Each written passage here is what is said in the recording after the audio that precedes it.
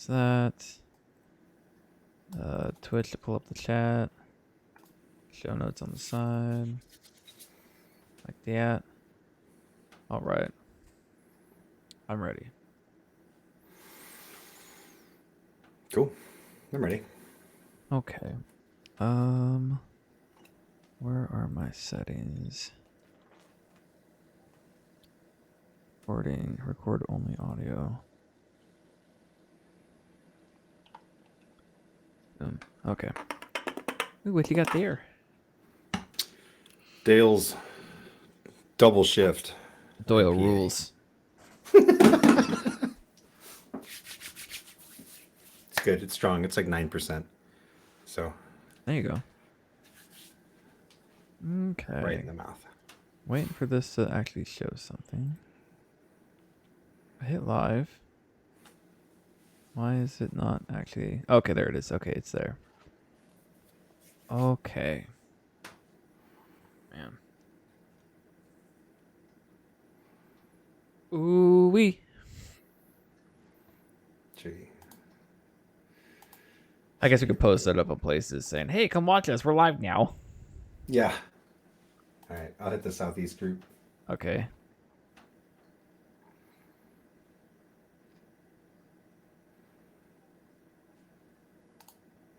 All right.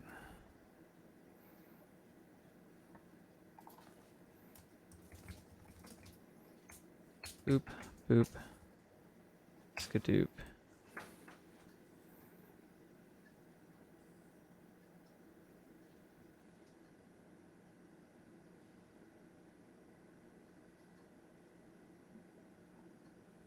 I'll give it a couple seconds. Yeah.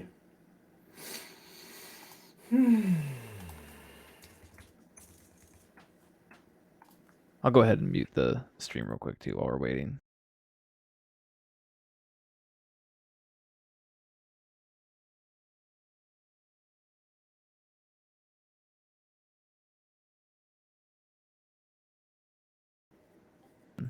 Yeah. Like they're just like super cool. Like I think they're because she's like, I wish I could find like some whimsical like little fairies and stuff like that. And then Devin's like, I have like the perfect game. And like he took a second to remember the name of it, then he found it.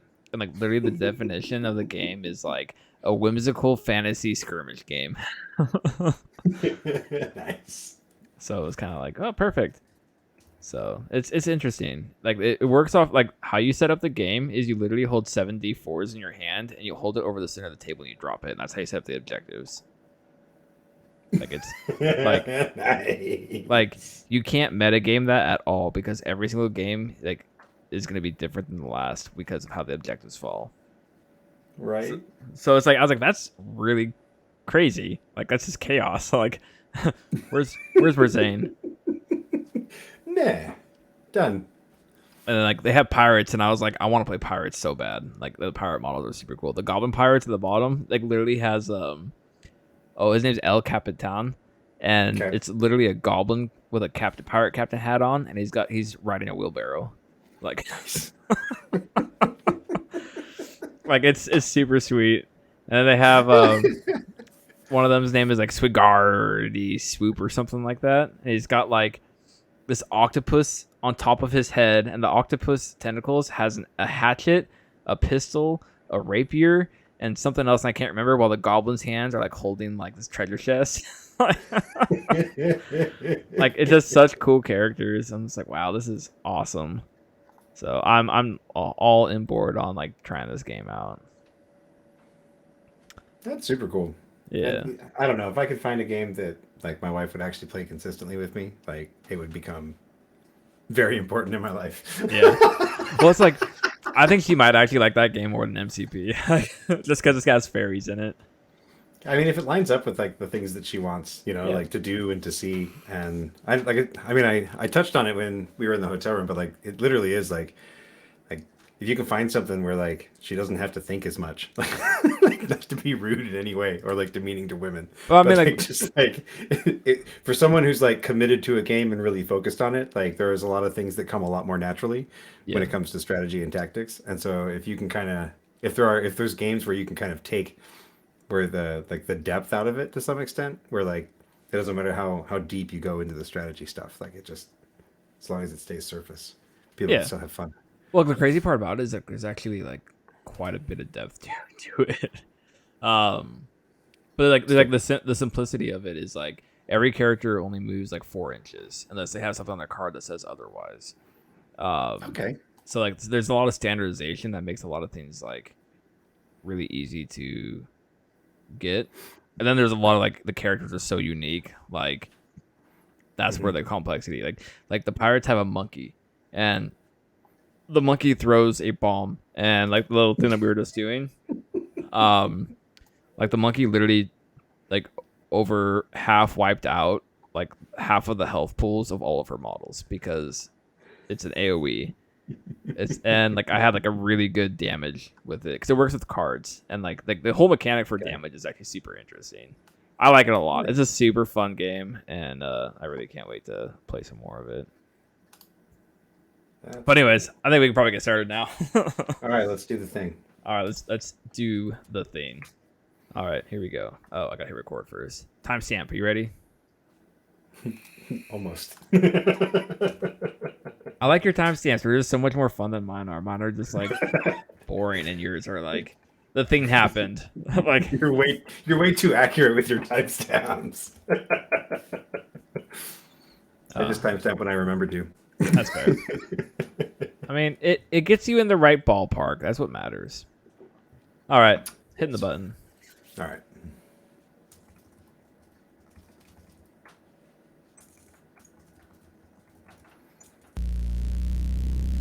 Perfectly balanced, as all things should be. Maximum effort. In this war, there's no surrender. He's out of line, but he's right. Who the hell is Bucky? You don't like a fair fight. I think you're wrong. Which part? All of it. Think you're the only superhero in the world? Touché. All right, welcome back to another week of the Rogue Agents. I am Dizzard, and that is Sam /Fingergun / the ruiner of hopes and dreams for myself at Nova. The hottest dice belong to me. Except for my against Web Warriors. Hashtag roll better is the motto of the week, right? Amen. Actually, I think you just rolled colder, but that's fair. So it goes. All right, so first off, big thank you to the patrons. Nova was this last weekend. It's a great time. We're going to be talking about that a whole lot this episode. We're going to have kind of a chill episode this time. Detox, I guess, from the festivities. And just have a fun time. And from 5 weeks of being focused on crises. Come on. Yeah, you're not wrong. Other announcements. BNR literally just had an update, 3 hours ago? Follow Me is now restricted. That is pretty big. That changes a lot of lists because that card is everywhere right now. So that's exciting. What was it? So what's your second restricted card now? It's Follow Me. Oh, that was my first one. So. Oh, okay. The Cabal list. I probably run Follow Me and patch up. Drop R&D. Like it's more of a cutesy play anyways. And then when like Skull comes out, Skull's gonna go in there and I won't need R&D anyways. Because then I just run Malekith under Skull and play hammers with like I have R&D. So it's not necessary. It's just like it's like one of those like plays. It's like, yeah, you don't have to do this, but it's gonna make your opponent feel even worse. But Yep. Oh well. I did that one game, right? Tangent one. I did that one game at Nova, and like my opponent, he moved up with Daredevil, picked up the hammer. As he's picking up the hammer and reaching across the board, he's like, "Oh, that was a mistake." I was like, "I'm sorry. Yep. I'm sorry." All right. All right. What is it? What cold hot takes, cold drinks? I don't. I forget. I keep forgetting what we call this. What do we call this? Hot takes, cold drinks. Hot takes, cold drinks. I think that's what it is. Sure. Hot takes, cold drinks. I am again because it's what I had in the fridge. Just the low carb, healthy ish, Yingling. It's okay. It's something. Nice. I forgot to go get more sour monkeys because those are like my bane rate. Like I love those so much. Like, so good. Probably just gonna be my favorite for a while. All right, what you got? I got Dale's double shift pale ale, IPA. I don't know. It's an IPA. It's the something. Dale's Double Shift. It's good. It's good. It's not- good. It's a little stronger in every way than a Dale's Pale Ale, which is kind of one of my gas station go-tos. A Dale Pale. Yeah. I don't think I've ever heard of those, so if I ever see one, I'll have to try it. They're pretty good. It's mellow. All right. Got challenge of the week. We only had a whole whopping 2 because nobody wants to build a Midnight Suns list. Apparently, it was gonna be a goose. Like his is pretty like standard. Like it's not crazy. But Strange, Cable Blade, Voodoo, Marvel, Iron Fist, Cage, Cat, Marvel, 1. And then last minute you get Matt Erb, who we met at Nova, which is pretty cool. Running. Heck yeah. First of all, what a great name for a list. Agoose's was Bat, Blade of All Trades. That's decent. Then you get Matt Erb throwing Hot Fire with Midnight Cable TV. I was like, oh my god, this is amazing. Like, such a good name. Nice. I actually liked his list a lot too, and he brings up a lot of good points. So we got Cable, Blade, Wand, Voodoo, Buster, Black Dwarf, Mystique, Iron Fist, Moon Knight, Doctor Strange. Tactics, yeah, this Siege, Bats, Avengers Assemble, Deception. I almost said Decepticon. Heroes for Hire, Fallback, Helios, Face Me, Indomitable, Follow Me, Crisis, running Demons, Intrusions, Gamma, Research, Alien Hammers, and basically talking about different things that how Cable is actually kind of good for Midnight Suns. Like he's like this is something like what I don't remember if I talked about it on the episode last week or not. But basically, like my thought with Cable and Suns is they don't have a backline. Cable's a backline. Yeah, he's 5 threat, but he's a pretty good backline to put out Incinerate for Suns. Mm-hmm. Throw up a shield if Blade gets hit with energy. That's an interesting thing. Plus, he can bump and move and shoot somebody and then potentially body slide. Like, he's got quite a bit of ability with the bump added in there. Yeah, he's spending 3 power on mobility, but he really, after round 1, he doesn't need to move at all with a bump and a body slide. It's pretty far movement. Nice. So I liked Matt's Midnight Cable TV list. The name itself is just wonderful for me. You have anything else I liked it because I liked his rundown. I like that we've been getting rundowns. I feel like we should get rundowns from people more often for these challenge of the weeks. That's fair. So bonus points for rundowns. That's fair. All right. So I guess we can move on to the main topic of the week. The topic of the week. Gotta stay excited because we're calling this one Big Con Energy because You got that big con energy. so I like when we were in the car and that song came on the radio, right?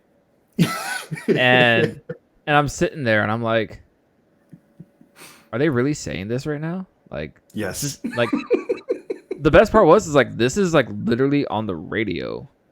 And it was saying it, and I was like, "What has like, is the FCC just like given up?" Like, like, and then I looked at who sings it because it's like I forgot who it had. Like, it's got like Mariah Carey in it, doesn't it? Like, I was like, "What the hell?" It's sampled. Yeah, it's a. I'm pretty sure it's a Mariah Carey sample.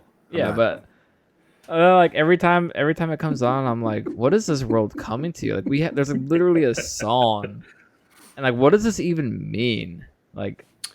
It's quiet confidence.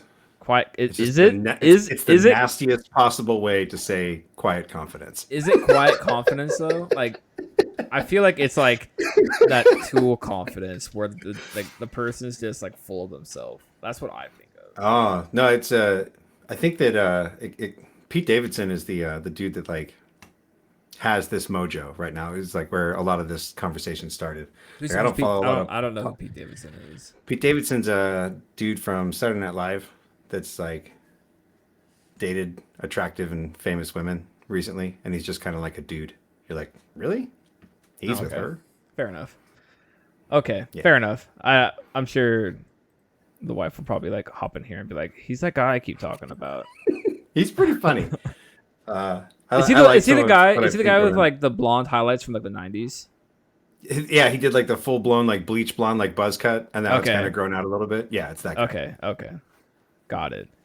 So he's the guy that started this thing, and it still makes no sense to me. Got it. All right. All right. So, anyways, He didn't start it so much as like people said it about him. I'm mean, I But- guess that's a compliment. I guess I think so. I mean, Yeah, I don't fair. think it's a knock. that's fair. That's fair. All right. So Big Con Energy.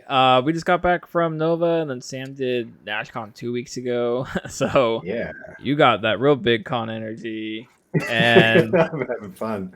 this last weekend was a blast. We took the wife. She had a lot of fun. I will say I think meeting like Cutthroat here in person, like that was like by far like we stayed up until 4 o'clock like every single night. That changed the weekend. Yeah, like man, Like the whole course of the weekend. and I think the story, I guess, or not really story, but like learning or just thing to take away. Yeah, the takeaway point from that is, Yeah. just go to a con and just talk to people and like Yeah. walk around in the middle of the night and who knows who you'll find. Exactly. So 'Cause- I mean that's a story in and of itself, right? Because you had to go back to the room to like take care of your dog, and I was like, well, I want to go scout the tables because I'm a sweaty Yeah. tryhard, and so I was like, I'm gonna go see if the MCP room's unlocked. I'm gonna go in, and if the tables are open, I'm just gonna take a gander around, see what tomorrow's gonna look like, and so I'm in there and I'm just scouting tables with the fantastic Mr. Fox, and lo and behold, this dude comes in with his buddy, and they just kind of sit down, and they were talking about like sweaty tryhards and MCP, people trying to like bend the rules and like push things to the extremes. And so I just started talking to him about it, like 'cause I was like, that's a a hot topic for me. I was like, I don't want to like push the extent of like the competitive envelope, but like I do pay a little more attention to this game than I feel like I should. And you had mentioned that you were trying to find this painter guy. You were like, hey, you got to find this guy. And I didn't remember his name at the time. And so I'm in there and I'm like, he starts talking about painting and he's like showing me stuff from his Instagram and just like straight up from his phone, like, hey, look at this thing I did. And he's amazing. So I messaged you and I was like, hey, I'm in the MCP room. It's unlocked if you go to the second door. And there's this dude in here painting. And you were like, is it? And I was like, yes, it sure is. Like trying to do that thing where I'm like trying to look at his name tag without looking at his name tag, obviously. And boom, like the entire trajectory of my con experience changed. And I swear, I am a better painter today than I was last Thursday. just from conversations. Yeah, just from talking with this guy and being around him and listening to him like rip things apart. Yeah. And talk about what's good, it mind blowing. And then he introduced us to other painting people, and just wild. What a wild ride. Sorry. Like that. Oh no, you're fine. Like the best part about it was like I've been watching him like Twitch paint for a long time now, and like I'd always like because like I remember like I hopped into his Twitch stream one time and I was like I saw him painting, I saw his tattoos, and I was like is that a Dragon Ball tattoo? And literally like completely diverted his stream for like 20 to 30 minutes just talking about Dragon Ball and his tattoo, and as you can tell after meeting him, that's pretty much how he is a person. Yeah, like love the guy, but like, woo. You either grab a hold of that coattail. You either grab a hold of that coattail and you enjoy the ride, or like really just walk away. Like that's like, those are pretty much your choices. The best part about it though is he completely realizes it. Like his, I mentioned it at one point. He's like, "You got to have that fishing pole, man. You just got to reel me back in."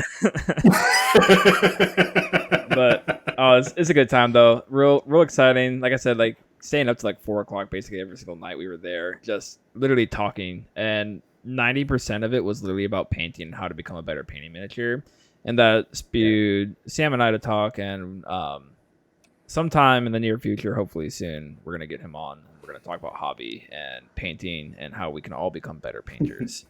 Because you guys thought the last shows were long. Yeah. Oh, that's gonna be a fun one.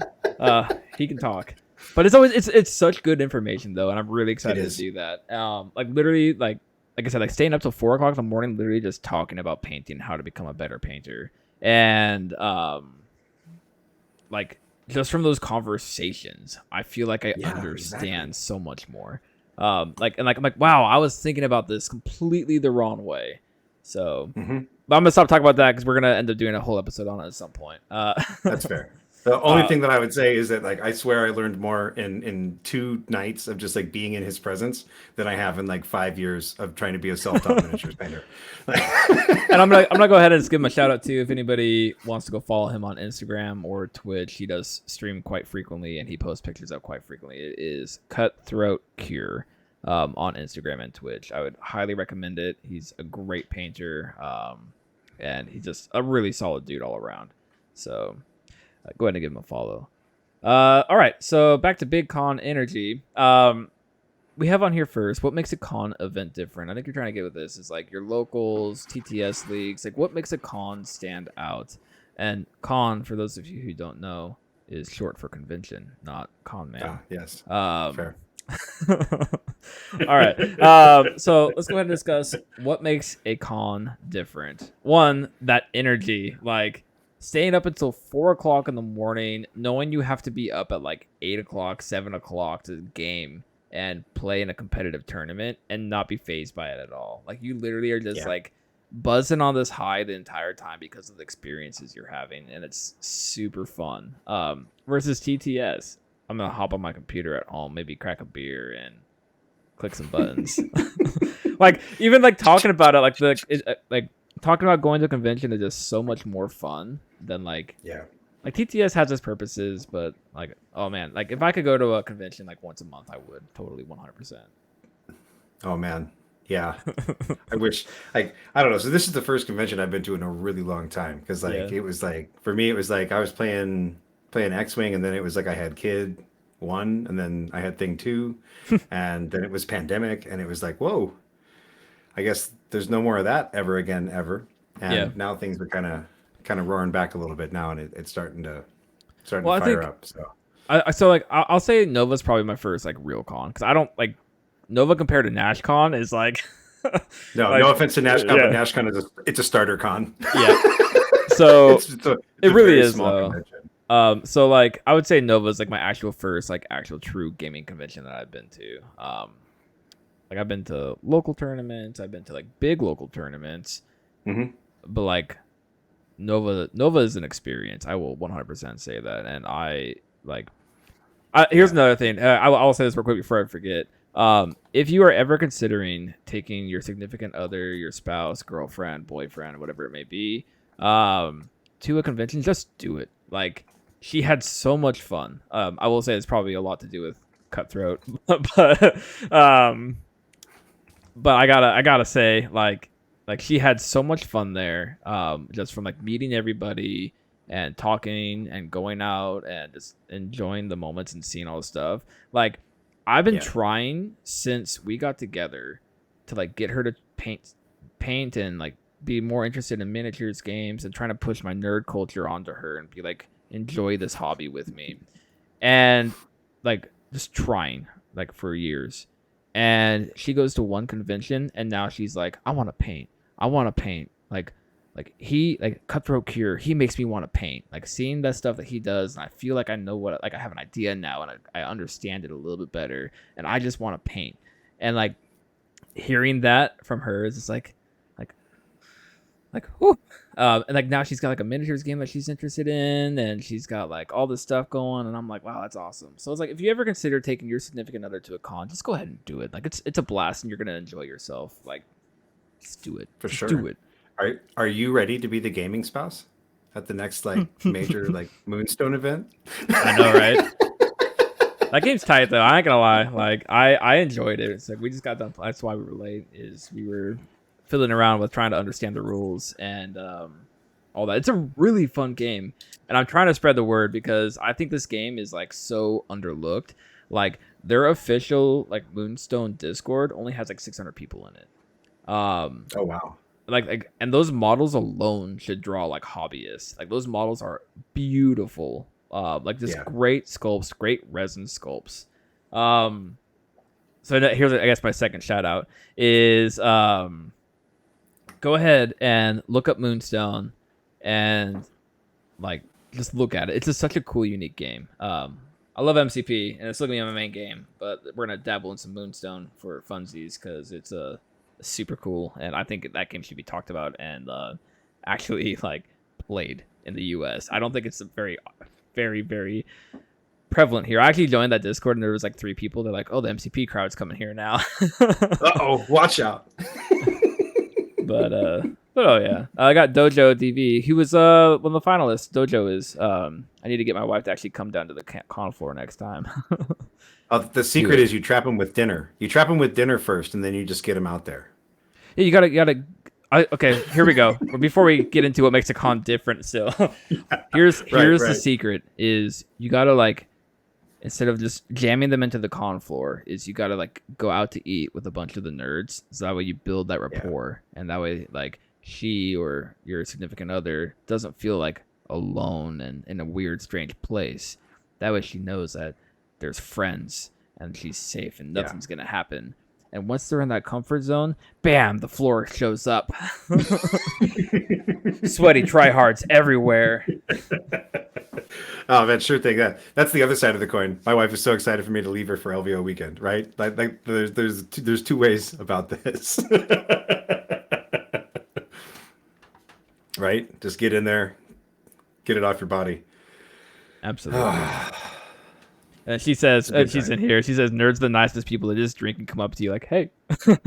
Yeah. Oh, it's great though. Like, it's like I loved it because like we'd just be sitting outside and drinking, and like there was like those guys that just came by and they brought like they had like a 24 pack of beer, just handing it out like, "Here you go. You want one?" Like, it just I love like this all comes back to that big con energy. Like, it's just like it's an experience that you're not gonna get anywhere else, and I highly recommend anybody who's looking at going to like a big con like Nova or Adepticon, Gen Con.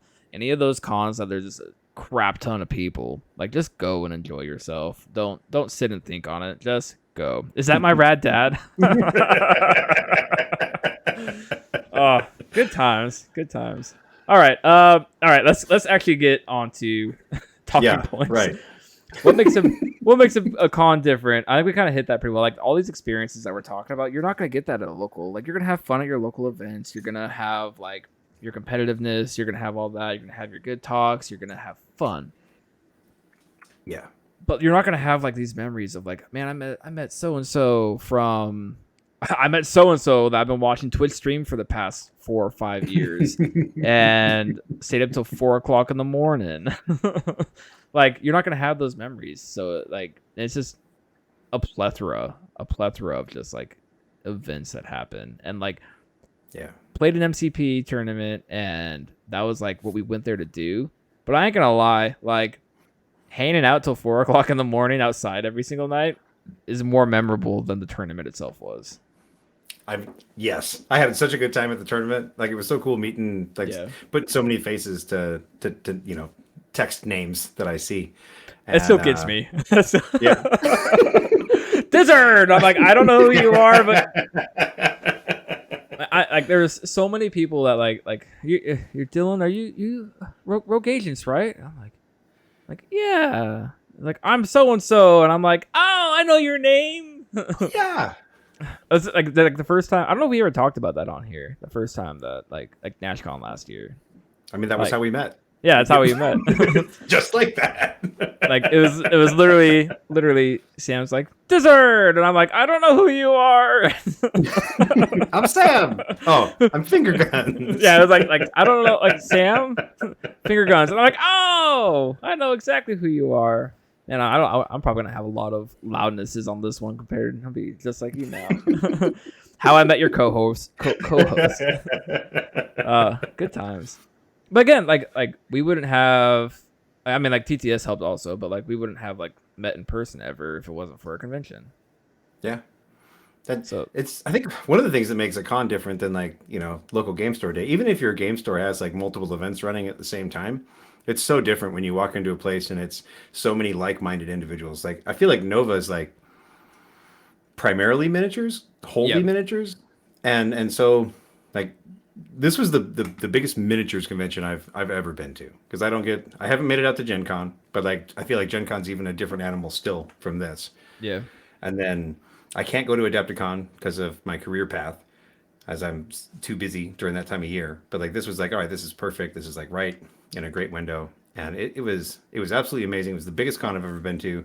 I definitely wanted to go to it before, like years ago, back when I first started playing X-Wing. I was like, I gotta go. but it was across, the coast for me, and I was like, I can't do Yeah. that. That's too far. But just having so many different things going on at once, having so many different gamers there. Like I was having conversations with a bunch of 40K dudes that was just like about gaming. Like it Yeah. wasn't like, like I don't want to talk to you about MCP. I don't want to talk to you about Warhammer. I want to talk to you about just like the hobby as like a full thing. And if you like I talked to one guy who helps, organize 40K events in his area, and it was like, no, I want to talk to you just about running events. Like 40K is super popular. Like, how do you manage that? Like, how do you price support it? How do you do this? Like, just TO to TO stuff. Like, I want to know. Yeah. 'Cause I want to get bigger events. Well, it's like crazy because like I gonna lie, I definitely like have the stigma of 40K players. Like, oh, Same. I was trying to break through it. yeah. And then like those guys came up to us and it was just like it was a really good conversation. Like at the end of it, Yeah. he's like, oh my, like I said, his nephew or his son plays MCP, and actually like we got him into the Discord as well, and Oh, nice. so yeah, like this is like honestly like that those conversations like literally like changed my opinion of the average 40K player, Yeah. like 100%, because I'm Well, I used mean, to like- like 40K player, just super like the epitome of sweaty tryhard.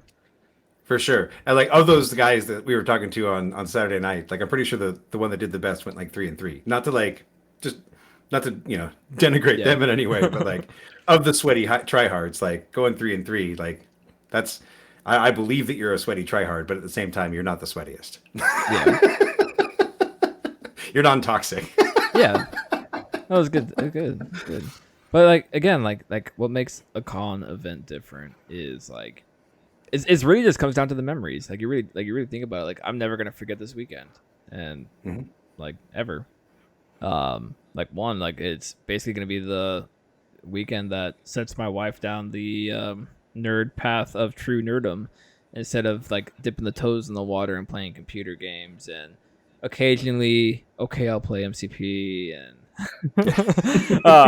to being like I want this miniature, I want to paint it. Like, did you see the picture? Like I put up. Did you see the picture I put up of the priming she the other day? She used an airbrush for the first time the other night, priming up a bust, and like she really wants Nice. to paint the bust. So it's like, again, thanks Cutthroat for helping out. Whiskey Warlord, pour one out for those that don't live in the U.S. or UK. Oh man, where's Whiskey Warlord from?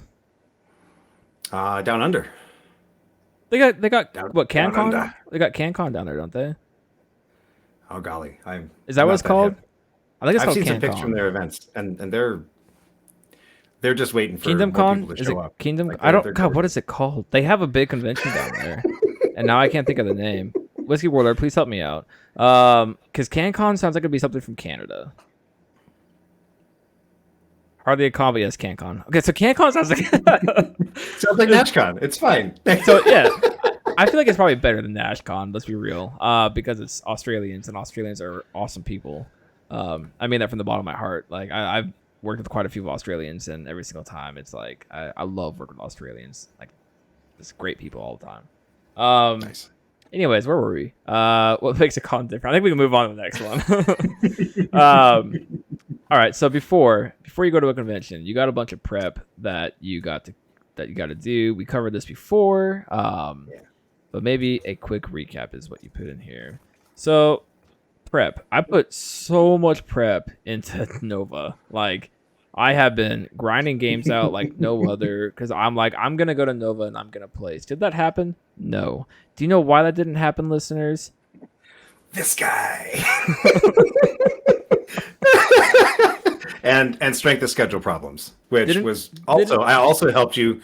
By helped you, I mean helped you not make by dropping my round 3 game. I know. Like, I think if you won your round 3 game, I think I actually had a chance to squeeze in, because you were number 3, I think. But anyways, I digress. We're gonna talk about that game. We're gonna have to. But anyways, prep. Like, I spent, I think before Nova, I went into Nova with there's like 108, 109, something like that, games with Malekith. Granted, different. Sorry, I saw that. I was trying to read it at the same time. Different different roster iterations. I think for the last month, because it was about a month from when I threw MODOK in there. I didn't make a single change from the time I added MODOK, so it was about a month. And I think that was roughly like 40 something games going up to Nova that I had with my list, and I felt really good. And I would still say to this Tam, I think that the Malekith list that I have is like the most min-maxed optimized I could have made that list for my personal play style.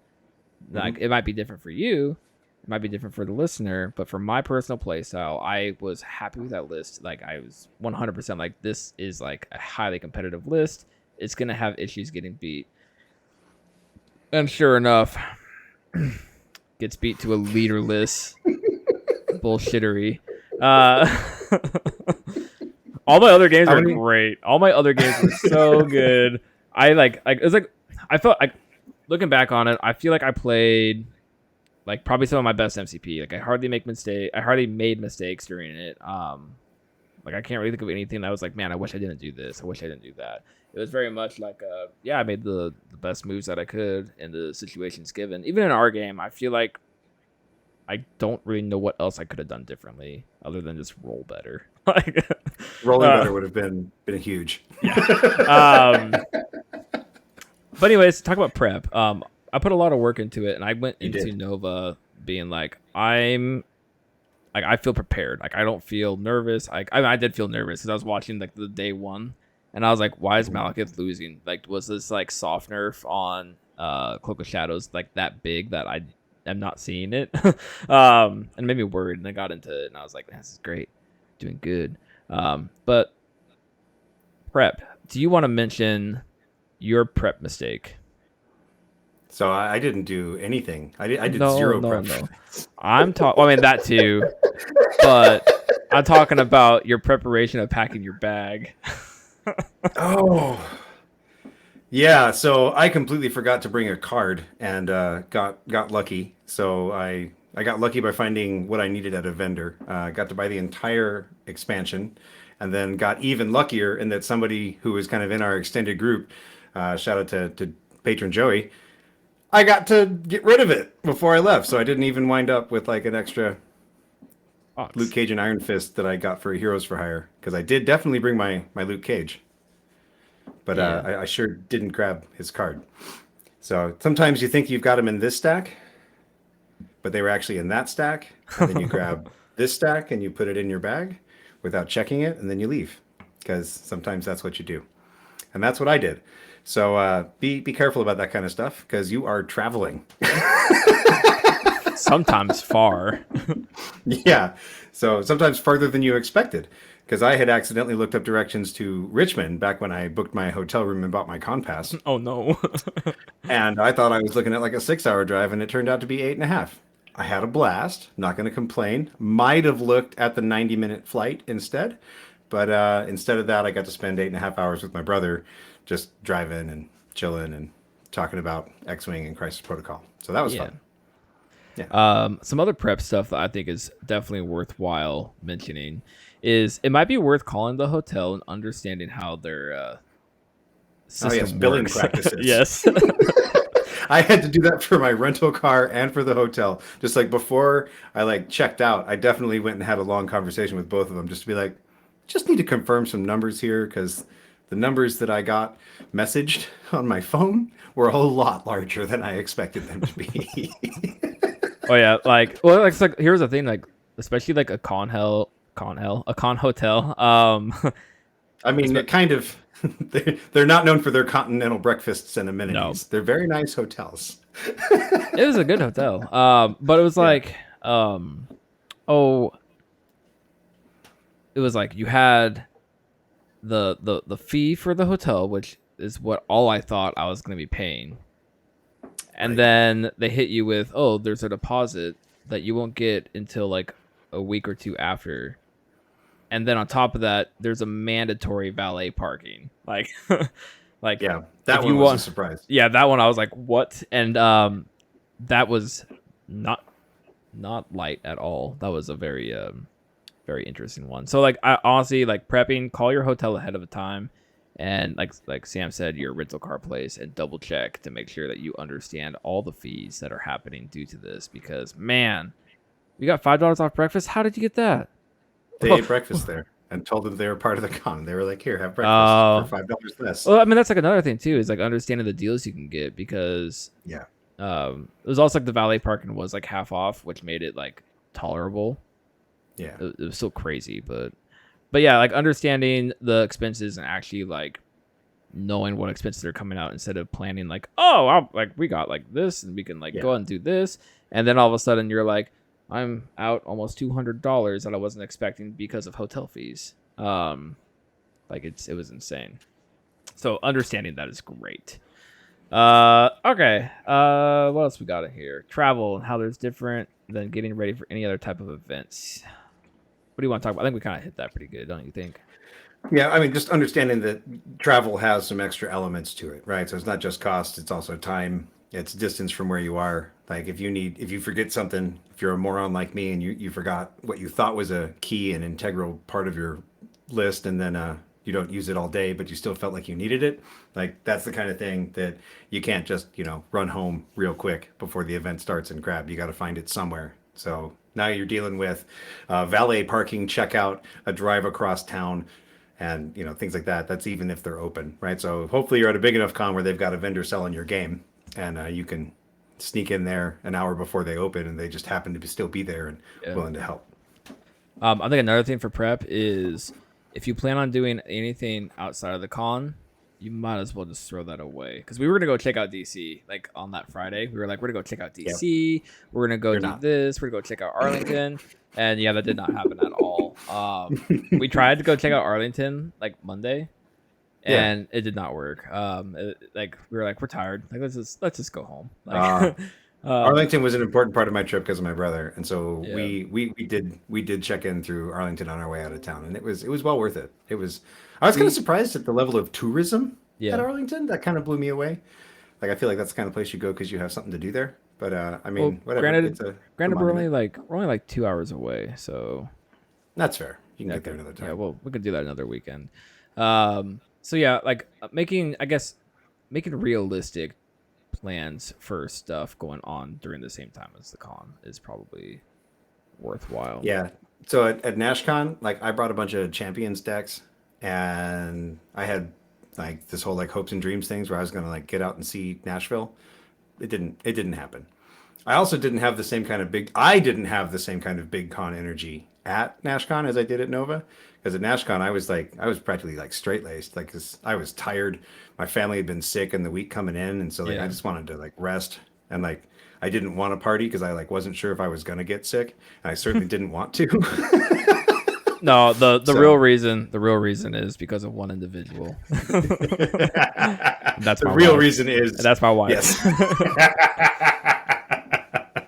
Oh, good times. No, it was good. It was good. Yeah, the travel. I guess so. Like getting ready for an event. The only thing we haven't really talked about is like the secret tech side of things, right? So like you've been brainstorming your Malekith roster for 6 weeks easy, like well before, right? Like since the reveal, which is like mini extravaganza. Yeah. And like you've been rocking that, doing practice games and this and that and iterations of the roster and talking to anybody who is interested in brainstorming on that. And it's like that's anybody who's willing to go into Malekith at the time.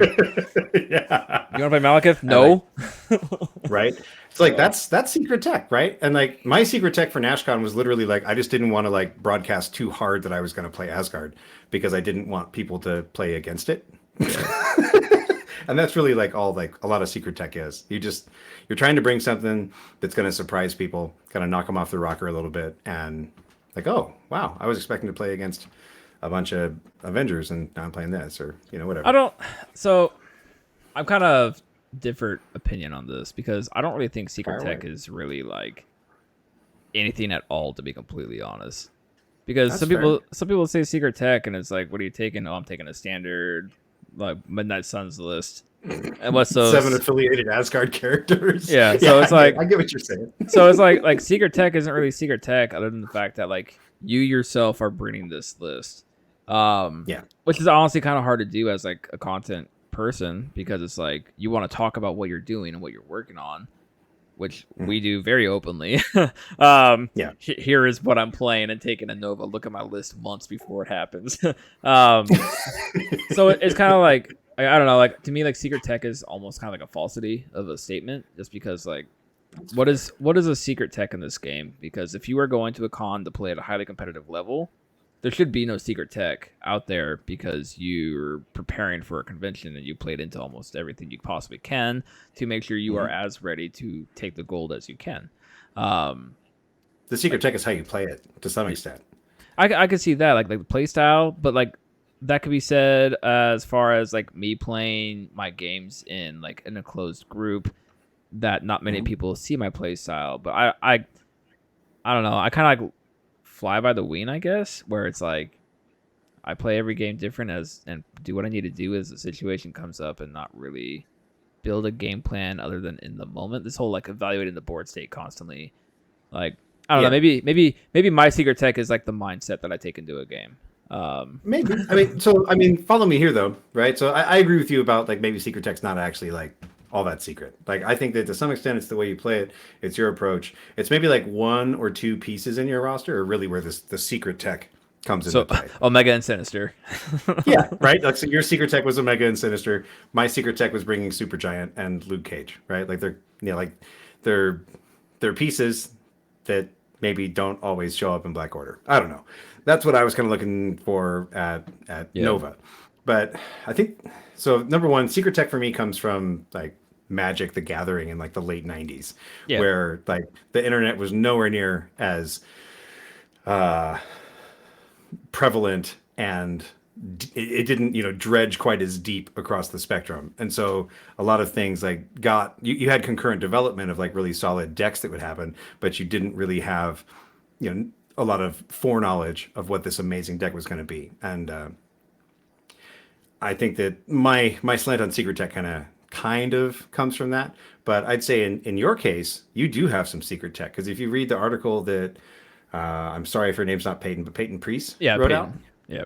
where he's talking about like a Malekith being like this dream attrition piece, and your approach is wildly different than that. At least the way I understand it Yeah. is that you're doing a lot more objectives first. Not to like give all your secret tech away, but you're doing a lot of objective first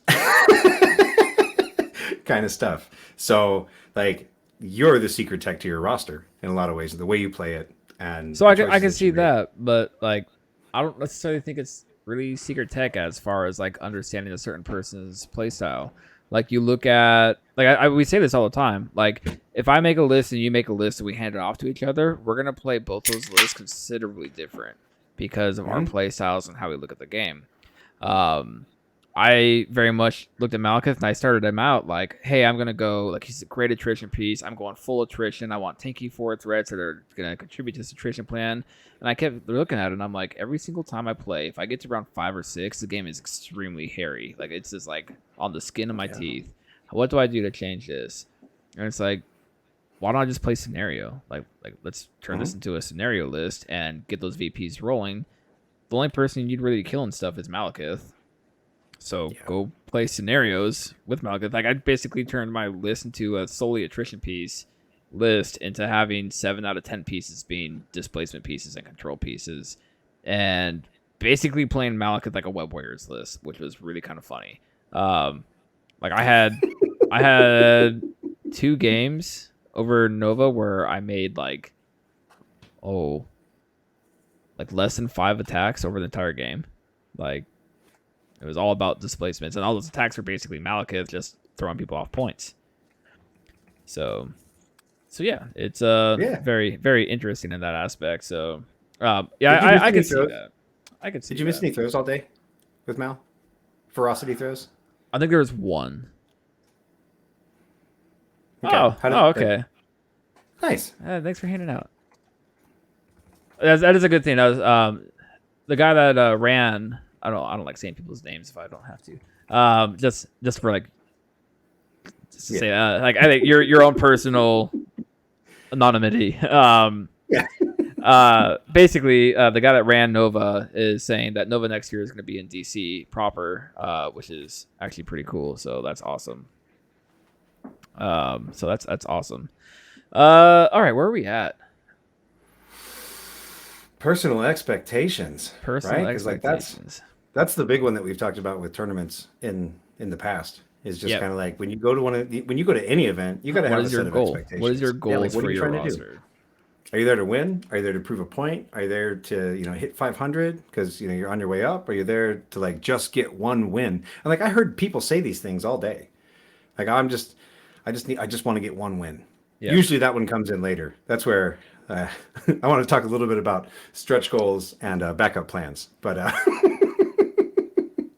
so you can come in with your expectations, but like if you're hoping to just go 2-2, well, what happens when you get that second win? Like, Yeah. all right, are you done? I like at that point you might as well drop.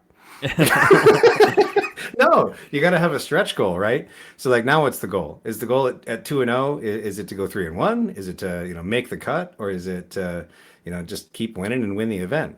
Like you got at that point you got to reevaluate your stretch goals. And if you're 0-3 on the day, now it's time to find a backup plan, right? So is it just win one? Is it go find a great place to eat?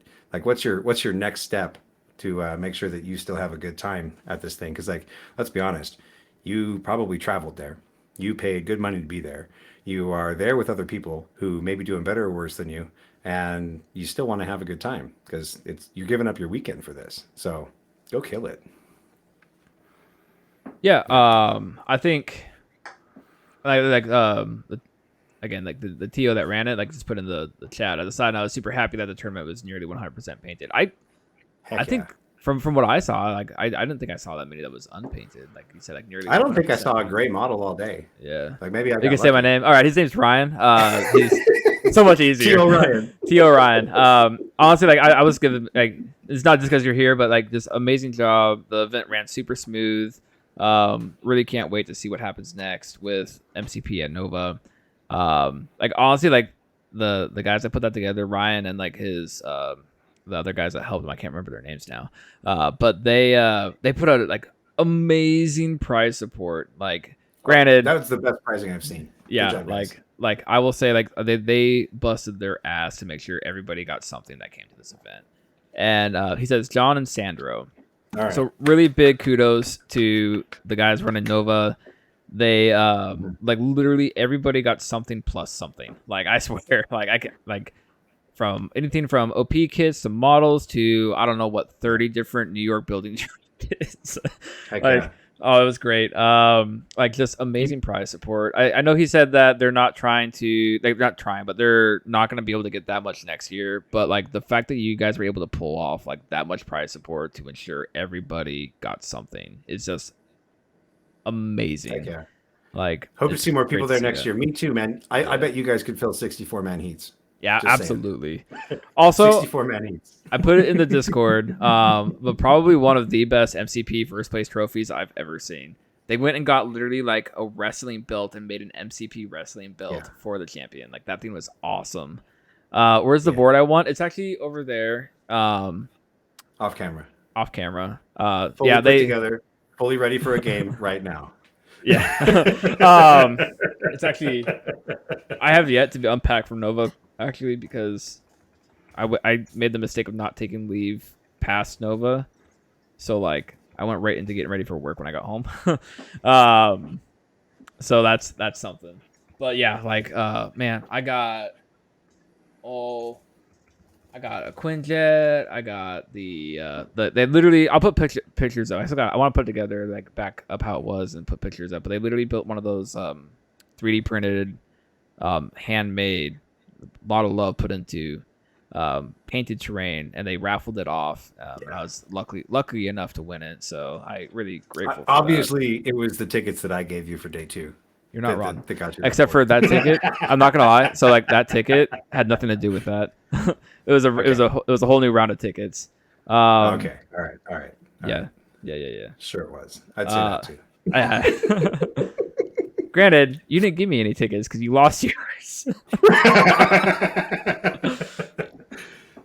It's definitely the tickets I gave you. That's fair. All right, gotta go send it back. Redraw. All right. So back to personal expectations, hopes, and dreams. Going back to like you can kind of tell from like how much practice and prep I put into Nova, is my expectations, hopes, and dreams was to try and win Nova. That didn't happen, and it's just rough pick of the draw, and it happens. And then my plan essentially goes from like I want to go 4-0 on this day. Round 2 ends up being 1-1, so I'm like, oh shit, like what do I do now? It's like, well, I got to do the best that I can the rest of these games, and then hope out all my SOS pans out that I can make it. And if not, I'm having fun. I'm playing MCP, and I'm meeting people and having just great games overall. I can't let this loss get me down, which it didn't. Like my next 2 games, I ended up doing really well in. And then Sam decided to lose his next game. I'm not gonna let you down on that. Freaking Web Warriors, man. It's all right. We'll come back around to it. I'll share my hopes and expectations and all that beforehand, or when you're done. Oh no, I'm done. Yeah. Basically, it went to like, well, as soon as I lost that game, it was I'm just gonna do the best I can and enjoy the games as they come up, and have a great time because I'm here to play games. I'm here to have a great time. This event was great, and we're here for fun. Nice. Go ahead now. All right, so I wanted to prove that the Black Order could still do something in a Malekith meta. Yeah. And my roster and dice certainly showed up the one time I played a Malekith. So I guess I guess that worked. But my personal kryptonite is often Web Warriors with the Black Order, and I feel like somewhat lucky and blessed in that I can point to mistakes that I made in my losses to Web Warriors, where it's like, why did I do that? How did I do that? And so I don't feel like I got shiestied out of anything. I just brought a squad that kind of punted to Web Warriors because I didn't expect to see very many of them. Mm-hmm. And so I was like, I don't expect to see very much Web Warriors. I was concerned about my Avengers matchup, but I was like, my perspective on tournaments a lot of the time is that if it's your day, it's your day, and if it's not, it's not. So it almost doesn't matter what you bring. Bring things that you like, bring things that you want to play with, bring things that mean something to you. So Black Order is my first love in this game, and they are not in a great place in the meta. I feel like the game has kind of moved away from Black Order in a lot of ways, the way that it moved away from MODOK kind of early on, where everybody was kind of complaining about MODOK, but then the game itself just kept moving on its trajectory. And I feel like Black Order is kind of there right now. So I wanted to play Corvus Leadership as much as I could at this event. And I probably should have played it against both my Web Warrior pairings, but I didn't. I went with Thanos because it's a comfy place for me. I feel like that's the Black Order that I know and love. And Corvus is a lot of unexplored territory for me. And I tend to choose the devil I know instead of the devil I don't. So that was that. And when I went to NashCon, I wanted to prove that Asgard wasn't, like a bottom tier affiliation or anything like that. And so I wanted to play Asgard there. I wanted to play Black Order here, and I did very little prep for Nova because I have an unfortunate or amazing amount of reps with Black Order, depending on how you want to label that. And so I didn't do a whole lot of prep because I don't really like playing it into people I know, and they don't really like it either. So I just kind of brought it and played. X-Men's on a very short list for me. X-Men's actually what brought me into this game, for what that's worth. But I didn't want to bring X-Men because I didn't have any reps with them. And I feel like of all the affiliations in the game, X-Men are very much a reps faction. You got to know when to use your hops. You got to know when the hop is the right choice, which character is supposed to be the one hopping. And Storm is quite the little liability. So I didn't bring X-Men because I didn't have enough time to practice. So my goal was to make cut with Black Order, and I got that and then immediately lost, which is unfortunately my absolute MO at this point. You want me to go undefeated in Swiss? I'll do my darndest, but you put me in a cut and I have a real hard time getting out of it. So my stretch goal was to win my cut game, and it didn't happen. Fair enough. So Ryan also said we also streamed the finals. I'm gonna get those cut and put up into YouTube. They're on the Twitch right now. I need to get them downloaded, but I also need to, because like the hotel Wi-Fi, it was good. It wasn't as bad as NashCon's. Yeah, but there was multiple times. There was multiple times where it's still hotel Wi-Fi and it cut out multiple times. I had to restart. So I gotta stitch a bunch of the videos together. I need to download them before I forget. Okay. Because I only get so much time that they're up there. Yeah. So I'll get them downloaded, get them stitched up, put them on YouTube for anybody that wants to watch the Nova some finals games. But here, brought up a point of prep is if you feel like streaming something at a convention or you have equipment to stream stuff for a convention, just bring it, because we like got super lucky and we finangled some stuff together. It was cobbled together. Like, and then like, I don't know, I just kind of like brought up, like, if we have like stuff, you might as well just bring it with you if you have the room in your luggage. And like, say you're only 2 hours away, and I could have just brought like my webcam and stuff and just brought it with me. I didn't think that, cause I don't have the mics, I don't have this, I don't have this.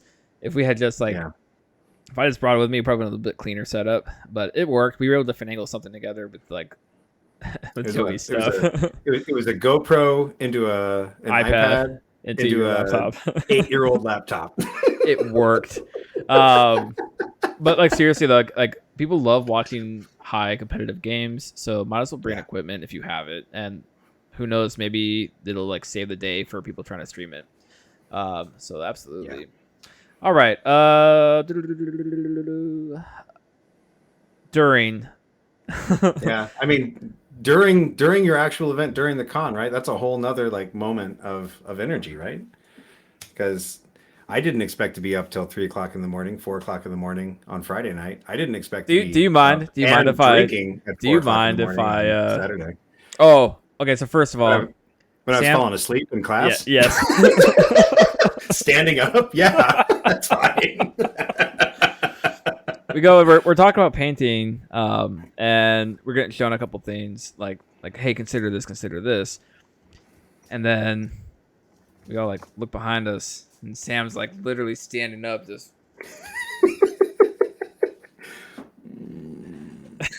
it was good. I was just leaning in.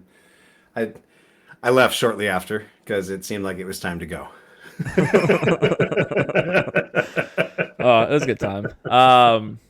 But yeah, it's just like, man, like staying up till 4 o'clock and then getting up like literally like 4 hours later to get like there, and like being like, because like the wife asked me, she's like, did you like have a bad day with your game because like you didn't get enough sleep? I'm like, no, I was wide awake when I was playing my games. I had con energy up until 4 o'clock in the morning, able to wake up at 8 and be ready to go. It just happens. I don't understand it. It's science. Adrenaline. I think a lot of it's adrenaline. Yeah, like, you just hit that groove. Like, I grabbed a coffee and a yogurt and just went for it. I had a Red Bull. There you go. Whatever gets your fix. Yep. Game fitness. Yeah, you're not wrong. So it's in an event, maybe a little longer and a little bigger. I will say, like, during my last round, I was saying some crazy shit. My opponent was playing X-Men. I was playing Malekith, and he's not even like. I was like, I don't think he. I want to say I was like, I'm gonna move Cable over here, and like Cable's like, yeah, it was some character that wasn't even on the board, with Cable. and like we were like counting successes, and I'm like 1, 2, 6. I mean 3. Like, man, it like I was honestly like by that last game on Saturday, because we were playing from like 9 till like 5 pretty much. The first round was 10:30. But still, but still, it was like, it's still a long day. Like, you got to be like ready to be standing all day. Like, I had severe kinkles by the end of Saturday night. And my back was not giving me any reprieve. Oh man, I've had a very serious back injury, and when I saw you walking up to the pub afterwards, like just watching that go, it's just like, oh man. I know what that feels like. It's a good time. It's worth it. Yeah. It's worth the pain to enjoy ourselves. But I feel like some of this is like a shared misery experience, right? Like some of that big con energy is the shared misery of it. Like you're on your feet for 12 hours. You are in an intense mental duel with someone for like 12 hours. You have this like hype inside where you're like, I dropped my round whatever, and now I have no idea if I'm going to make this cut, because a 4-man cut in a 32-man event means that only 2 people with a single loss are getting in. Like you're just like, so rough. and then you go out and party all night. Yeah, right. That's And the other it's like side of it. it's like you literally have like 2 days that's happening within one day, and that was like super fun about it. It's like you'd go and you'd play all day, and then it was like you'd go out and hang out all night, and it was literally like 2 different days that happened, and you weren't tired, and you just kept going until you laid down, and then it was immediately just like out. Yeah. Welcome Uh, to tomorrow. Yeah. All right. So we have maybe a little bit longer, maybe a little bigger. It's just an event. Yeah. So it's like you're talking about going to. Nobody parties harder than Nerdy Dads. Can confirm. Oh man. But like talking about comparing it to your average local. Your local is like you're going and you're gonna go to your local and you're probably starting 10, 11 o'clock and you're done by 5, 6. Which really isn't that much different than a con day. But then you take into all this other stuff we're talking about that's happening along with it. Like, oh man. The drive-in yesterday. The like up too late the night before. The like you're gonna keep doing fun stuff that night. I don't know. There was a part of me that like looked at Nova and was like, I didn't even realize there were so many painting classes that were going on there. Like I was like, man, why did I even come here to play MCP? Oh, we're like honestly, like we're gonna take a painting class to the next convention that we go to. I'm actually I really want to. I ran into one of my college roommates who lives up in New York. Like I didn't even think to tell him I was going, and like I ran into that guy, and like I was like, "What are you playing here?" And he's like, "Oh, I'm just painting." I was like, "What?" He's like, "Yeah, I'm just going to painting classes and doing painting things." Like, oh my gosh, man! So that was cool. That was fun. Some of those classes. That was how the boat that classes Young started. some of those classes are great. Like we were able to like peek in on a couple of them, like just like say oh hi, and like saw a couple like they're well worth it. If anybody ever thinks like oh I'm not gonna pay the money to go do that, one it's supporting like your like painters, like it's supporting artists, people who are in the hobby. Sometimes, 'cause I guess sometimes they don't actually get paid, but I guess they do now. Yeah, I guess or at least I hope they do now. Yeah. And then like one does that, and then two, it's like you're learning and improving yourself in painting. I probably not talk too much about this because we're gonna have a whole freaking episode about it. Yeah. But it's like there's so much that goes on at a con that you don't realize because you're so focused in on getting to the tournament. Like I didn't even think about painting classes when I was like going to Nova, playing MCP. And then get there and talking to Cutthroat, and he's just like, yeah, like Nova's like one of like the premier like painting conventions for miniatures in like the United States. It's not the I don't think he said it was the he might have said it was the painting, or they're trying to make it, but it's like it's definitely up there for like high level painting competition and high level painting focused on miniatures. It was really really cool to see all that, like seeing all the cabinets with all the models in there, and like being like, wow, I thought I was decent at painting. Like I feel like garbage right now. On that note, did you vote? Did you vote for a miniature? Yeah, the Red Hood one won. Okay, I didn't vote because there were so many miniatures for me that I was just like, I'm not a good enough painter to tell which one of these is better. Like I would literally be like picking their choice of sculpt more than I would be like critiquing their ability, because it was so amazing. All of the minis that were in that case. Like every single one of them were amazing. Just blew me away. Made me reevaluate the last 5 years of my hobby. Here's a fun fact. So Cutthroat's class, he was doing busts, right?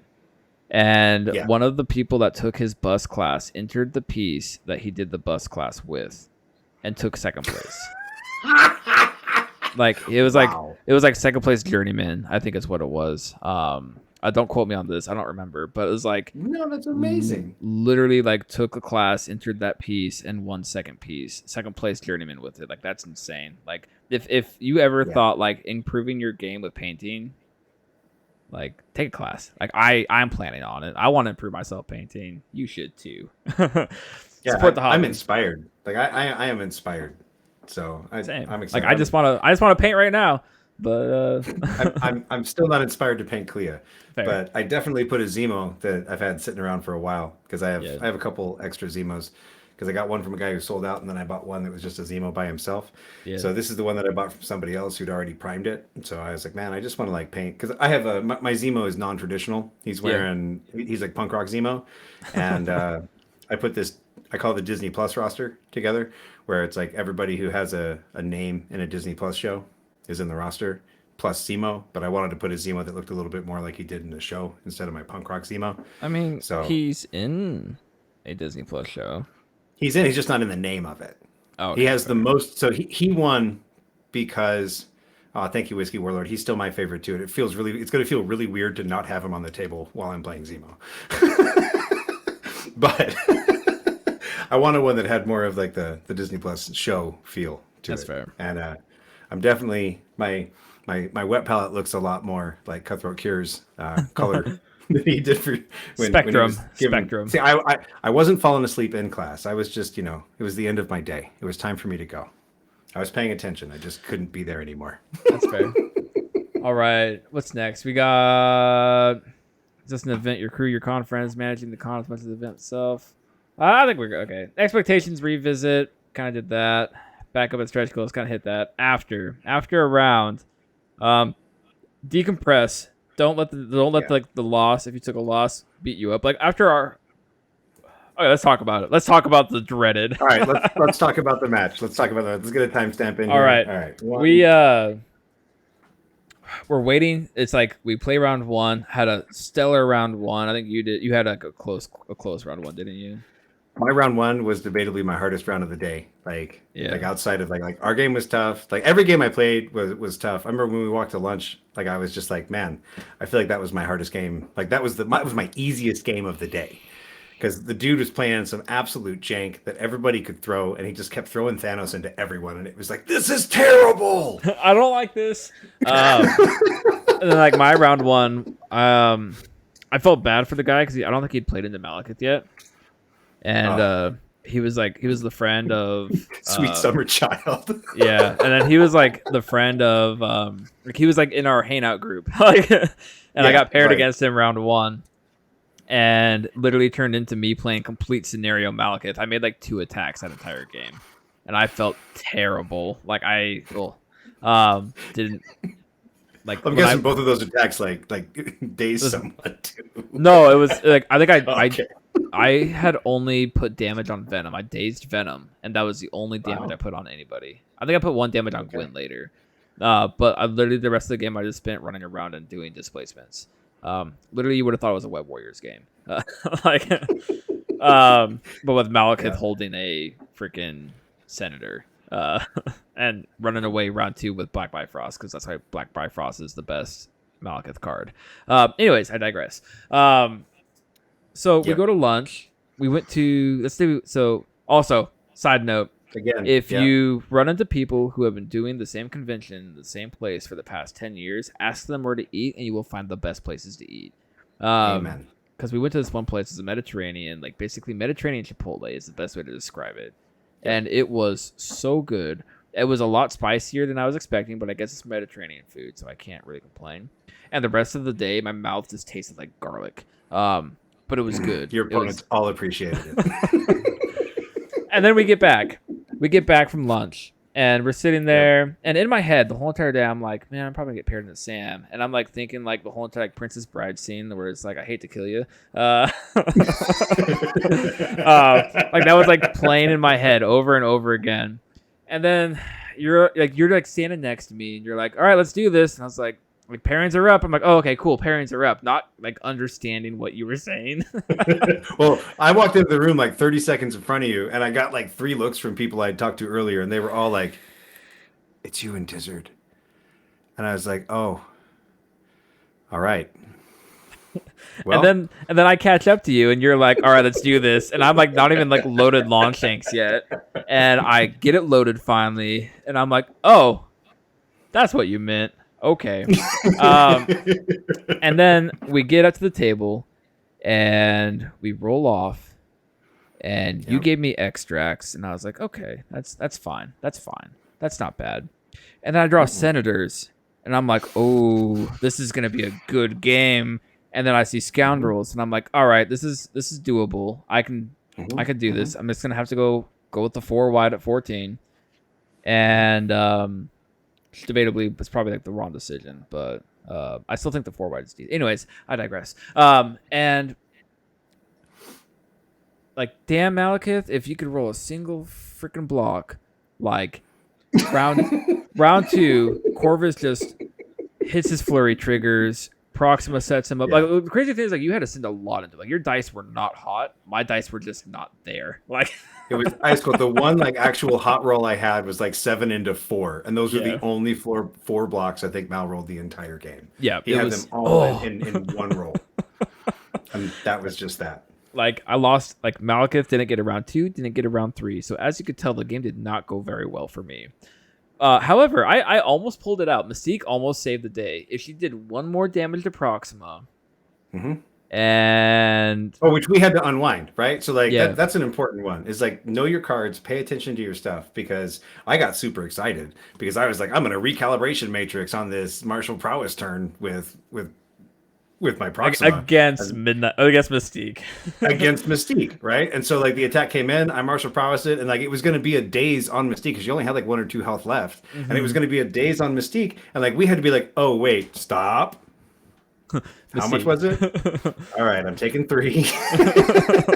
That didn't happen. Let's all right, and the rapid fire. Let's try again. And then it just got so rough, like losing Malekith round 2 and 3. It just like not getting those activations, just oof. So I did not bring Thanos. Yeah, I did not bring the Corvus leadership card. I literally played Corvus, Proxima, and Space Maw. So there's your shout out, Barncat. I played Space Maw. And it beat Malekith. And it beat Malekith. So Barncat, beat the boogeyman. The moral of the story, Barncat, is to jinx your opponent's Malekith's dice for defense, and then you're fine. And then Sam's not gonna hear the end of this until like, I don't know, ever probably. Probably ever. Remember that time where Malekith rolled no blocks and you cut me out of my chance of winning Nova? I do. It's like it just happened. All right, there, the story's out. So this comes back to after a round. That was like a terrible loss for me because I was just I'm going into it. I'm like, man, day feels great. Round 2, have to play Sam, and then I lose, and I'm like, man, that probably ruined my chances of actually making it to the cuts. And then I'm like, you know what? I still have a shot. I gotta crush it these next 2 games. So don't let that tilt happen to you. Just enjoy the games, play it game by game, give it your best shot every single time because you never know if you're gonna get back in. So, however, I mean, you found a happy place. You found an awesome happy place after that. That was the only round I couldn't find you. And I was like, oh, man. Well, oh yeah, I need a moment away from me, too. Like, there was like you this... found an awesome spot at the hotel that was just like, oh, wow. So find your happy place. Find a great chill spot where nobody's there because nobody knows it exists. And it's quiet. The breeze is coming through after being in a hot, sweaty nerd room all day. That breeze was money. That was absolutely just amazing. But I think the biggest thing that like to take away from that is like I didn't let the loss get me down. I mean, I did for a minute. I was salty. I was real salty. I was like, man, I just needed 1 fucking block. Like 1 block, and that game is entirely different. Not really, because you have peers. But yeah. two blocks. And I'm pretty sure I could have followed me, but it still would have changed the rest of the turn. But for sure. Like being able to like take a loss like that and then go back and like win the rest of the games for yourself that day is like important because if Sam had won his next game instead of losing it, strength of schedule could have actually been very important and gotten me into the top cut. So like you can't let that loss like really get you down and just like beat yourself up. You really just gotta like be positive and enjoy yourself. And you're there to play a game. You're not there to like beat the crap out of people or be the best. I mean, I guess your goal could be to be the best, but it's like you're there to enjoy a game with a group of people. Like, don't forget that. And even if you have a 100%. loss, like even if you have a loss, like you can still enjoy the game. So what's the point of playing if you're gonna get like bent out of shape? I guess that's like my biggest thing. Planning for next year. Yeah. I mean, Nova's super close, so we probably will go again next year because it's right here. Nice. Super fun. Yeah. these two cons are really close together, NashCon and Mm, this one, and it's going to be a really hard decision for me yeah, next year. Like that's the thing. Nova's got that big con energy, but like NashCon, like I have family that's close in Nashville. I haven't managed to visit them either year I've gone, but I do have family that's But the just outside of chance, town, that right? opportunity.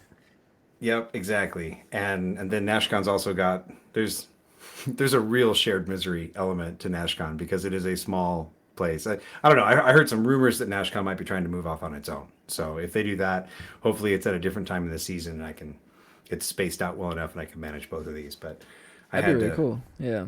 I hit the spousal points lottery at one point this year. And so I was like, what do you want? And I was like, I want this and this. Yeah. No regrets, no guilt, no nothing. I just want to be able to do these two things. And it was fun. I had a good time.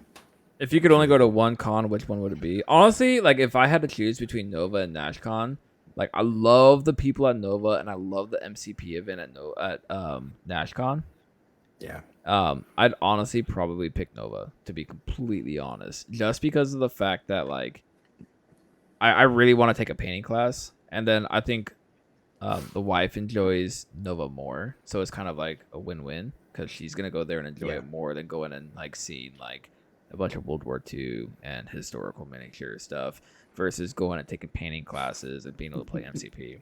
So if I had to Such pick a different one, crowd. yeah, like I think if I had to pick one, like right now, like it'd probably be Nova, but we would also like to get down to NashCon, like Nashville again, because Yeah. like the person who did all my tattoos is down there, and we want to get more Mm. tattoos, and like we were like thinking about like making a whole entire week out of it so we can like schedule ahead of time and get more tattoos done, check out Oh, that'd be Nashville, hang out, and all that stuff.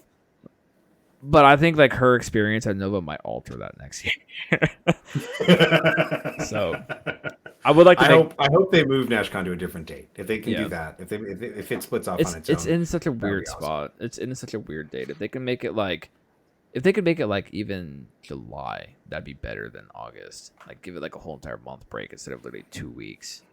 Like Maybe that. even earlier, because like I mean, if you're in July, like July and August, you're kind of competing with Gen Con, right? Because that's like the first week of August, so like you're like right in that range where it's just like, oh man, people Make it June. You're making people Make it make June. choices, I don't yeah. even know when Gen Con is. Make it May. You can't do because that's literally right after. I guess you could do May. You could do Adepticon. So LVO January, Adepticon March. Oh June.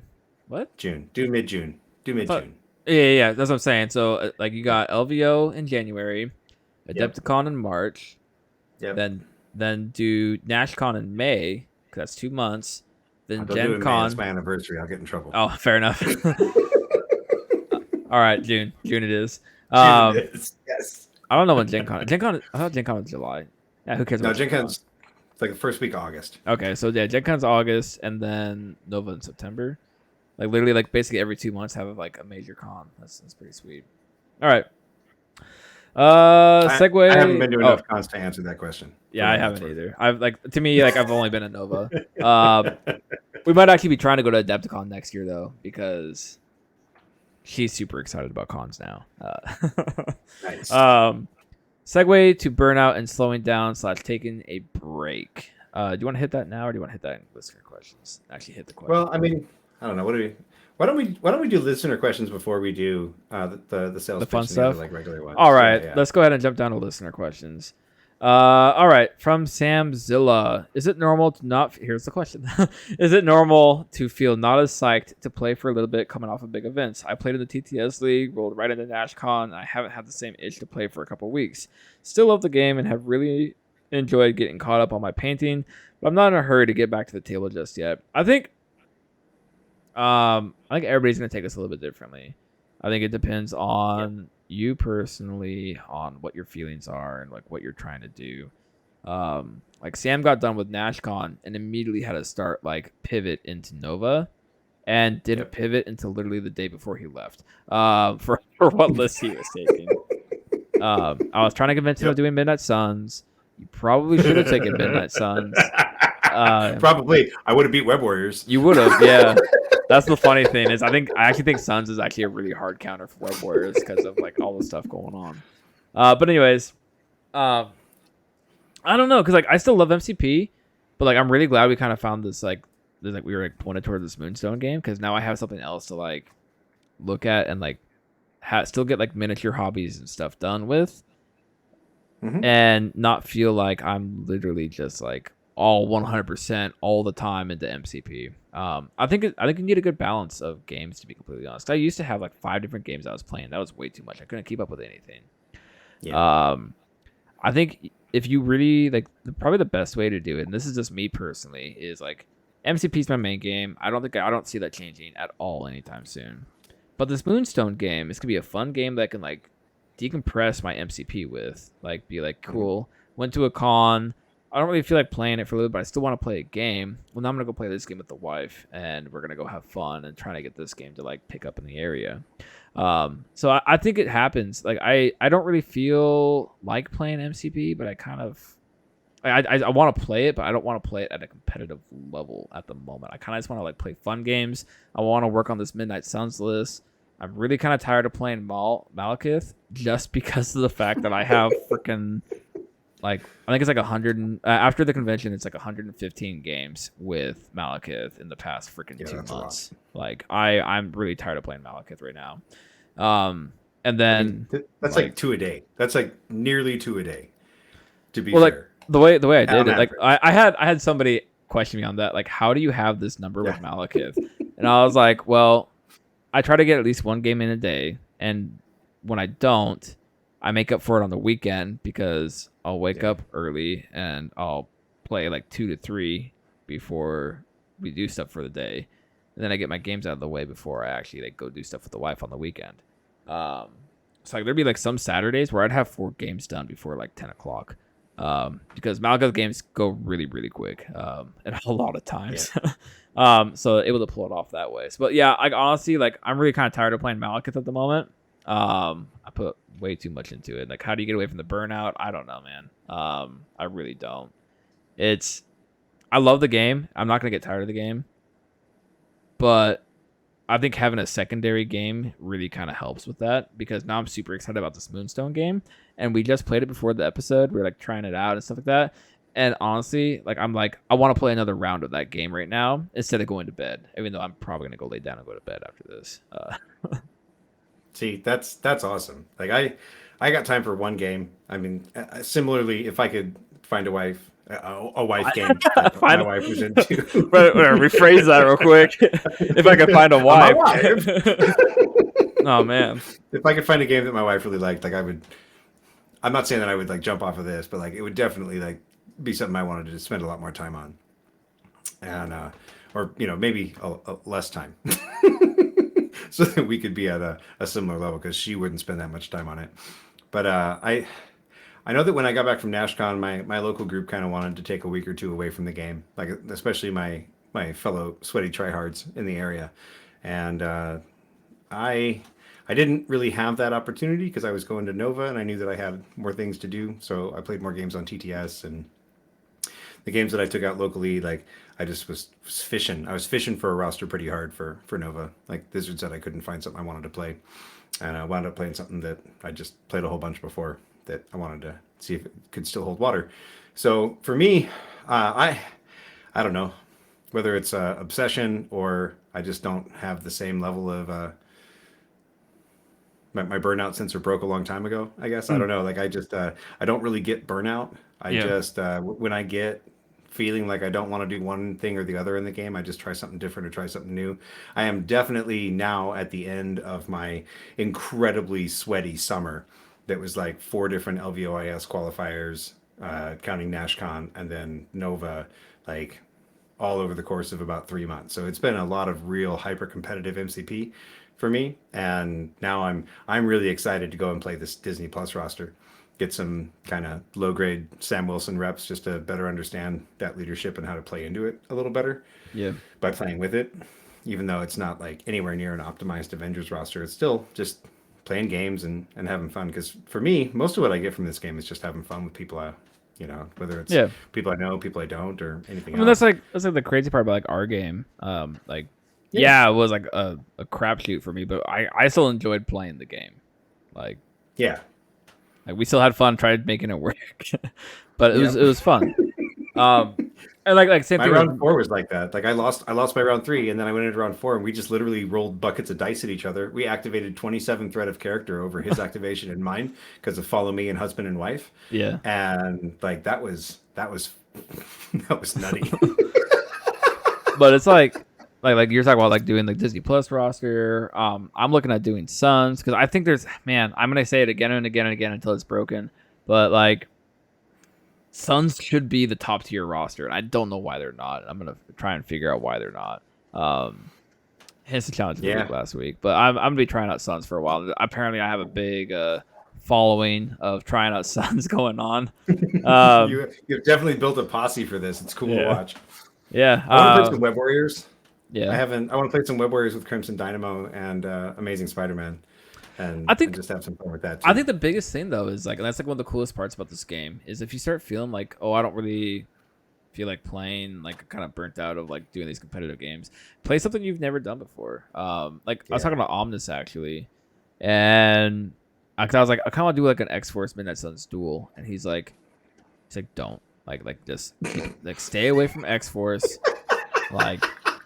Go play something completely that you just have not played before. And look at like the Midnight Suns roster. It's like I've played Blade, and I tested Midnight Suns when they first came out because I give everything a run for its money, like a couple of rounds, just to see how they perform. But it's like I've never like actually like given like Midnight Suns their shot. I tried out Moon Knight, I tried out Voodoo, but like I've never tried out Midnight Suns as a whole. So that's what I'm gonna do. I'm gonna go and play Midnight Suns for a while. Well, I mean, I would counter that, and I basically, to Samzilla, I would say, dude, it's perfectly normal. I wouldn't sweat it. Like it's just a thing that like you literally just like blew out your adrenaline and your focus and like everything else that like is probably something that like you enjoy engaging with this game. Like it's perfectly natural to just like want to take a step back and reevaluate and then come back. For me, that just happens to be a very short period of time where I'm just like, nope, I'm ready. I just want to try something different and see what happens. Absolutely. And the other thing is I would counterpoint Omnis and say that if you're feeling burnout after playing something that you thought was like the best or something that you wanted to like, push to the extreme, come back and play something that you love. Like be like, nope, I just love playing this. So let's kind of redirect and come back and just do something you like. Absolutely. All right, we got one from It's Just Rory. With Sentinels being size 5, how do you guys think it impacts the game state? We have size 4 displacements and a lot of affiliation, but the 5 is tough to find.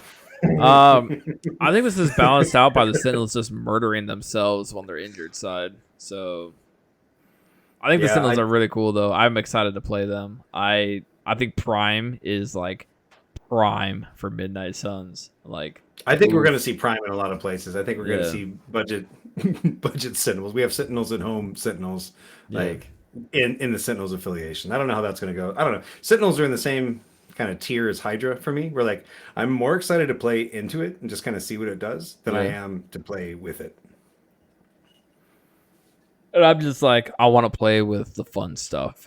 But the size 5 part of the question, I gotta say, the size 5 aspect of Dormammu is my least favorite aspect of playing into Dormammu. But you play Thanos. Everything else about him, like Thanos is like, whatever, I'm gonna punch you.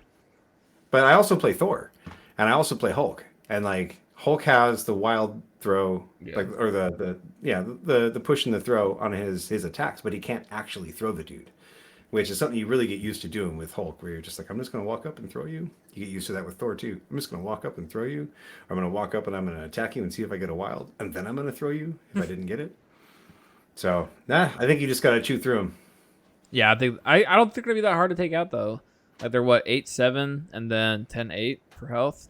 Like 3-4-4. Like their physical is kind of low on physical being like not really low, it's average. But they don't have any defensive tech, so it's kind of like it's not going to be hard to take out that 8 health to get the Sentinels on the injured side. And then they're just going to kill themselves because they take damage for every critical in their attack rolls. Like that's going to melt them quicker than you think it is. It's kind of crazy. I think I'm going to wind up playing some X-Men come like October-ish, just because there's going to be some Sentinels players in our area. And it's fun and thematic. Yeah, exactly. Which is part of the reason I play this game. All right. Next, we got Matt Erb, who we met. Real cool dude. Yeah. And this was the person that Farmer knows has been doing really good with X Force, and like I hit him up before Nova. I'm like, hey, you're going to Nova, right? We gotta talk X Force.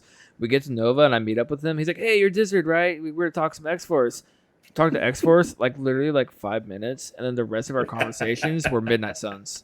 Like, it's great. Yeah, regulators mount up. Let's build some suns. And then Joey's on Suns now too. Like, oh, we got the Suns posse. Let's do this. All right. Did any rosters at Nova surprise you? My first round. It was just like janky throws all over the place. Like everybody had a throw printed on their card somewhere. Yeah. When I played into this guy, and like I just kept getting my people thrown into other people, and that there was a Web Warriors roster that they're doing well. Well, like that guy's web. So his name's Spoo with a 3 and a 5, I think it was. Like he was playing ASM almost every single game, which you don't really see that often. And he did extremely well. So maybe there's something there that people aren't seeing or something. I don't know. He's also a newer player. He said that he just started playing back in July.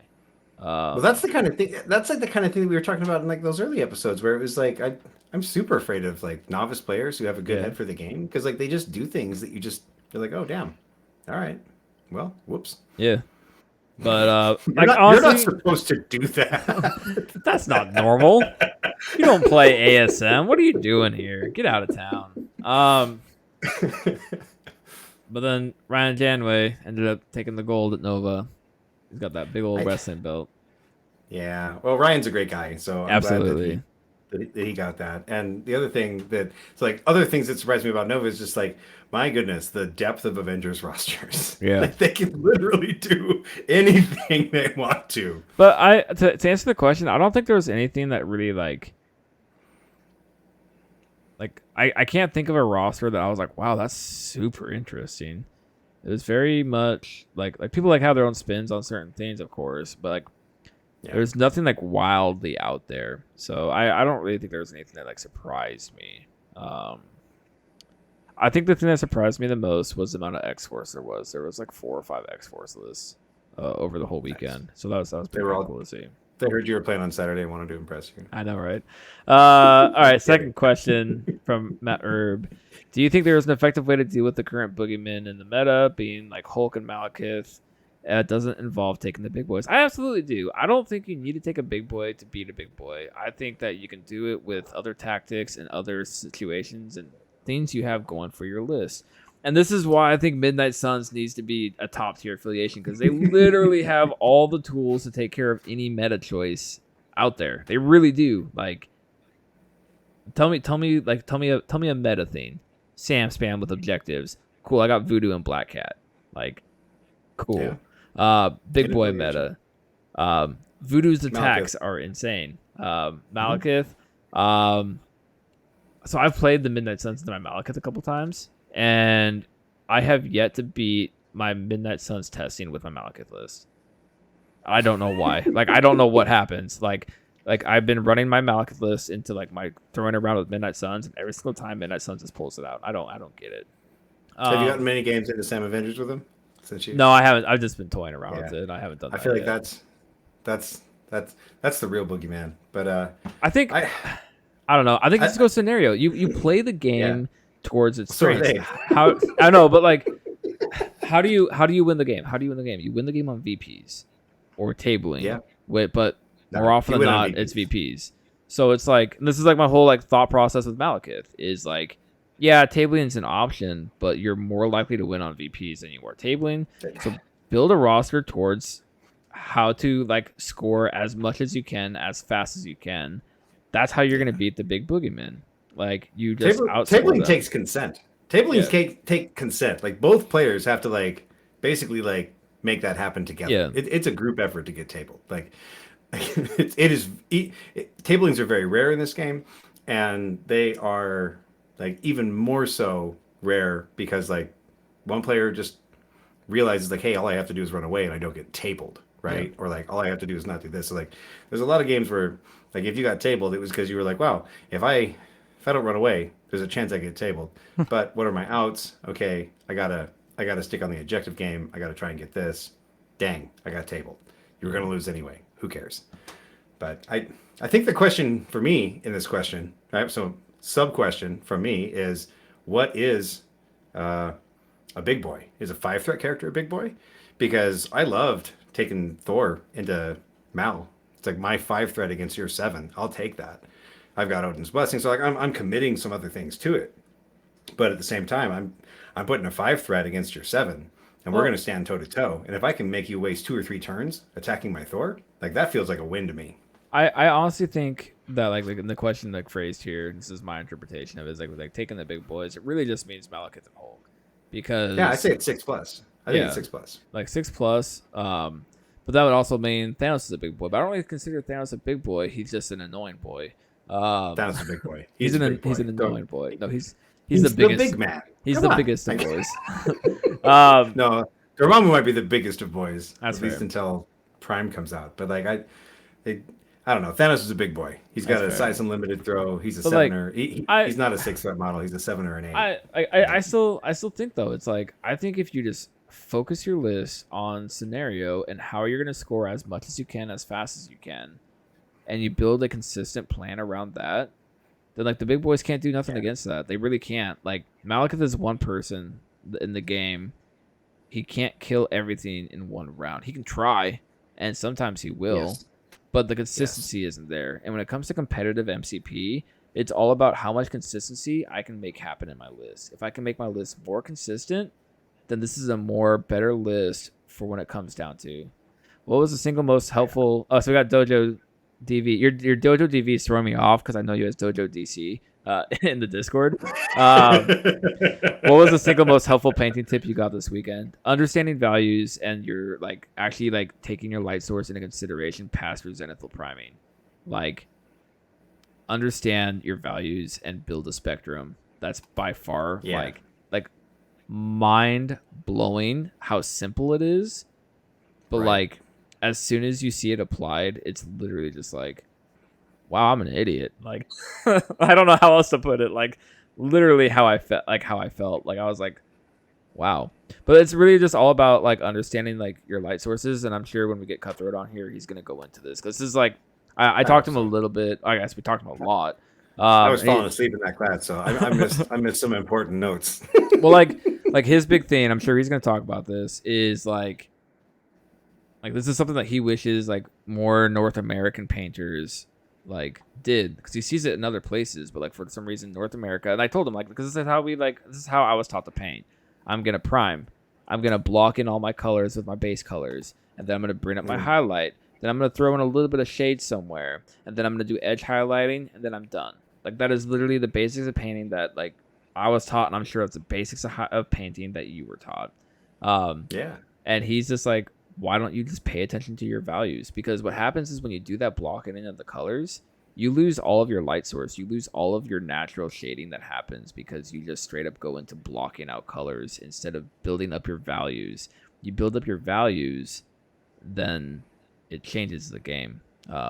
So I'm sure again, like we'll wait till he comes on and talk about this, really go too much in depth about that. But like we'll have him come on and he's gonna probably talk everybody's ears off, and you're gonna enjoy every minute of it. That's right. I showed him my Punisher, which is like my worst model that I keep around to keep me honest. And Yeah. he, I asked him to roast me and roast it, and he did a fantastic job. So Oh, he holds nothing. If you ever I'll ask never him, be the same.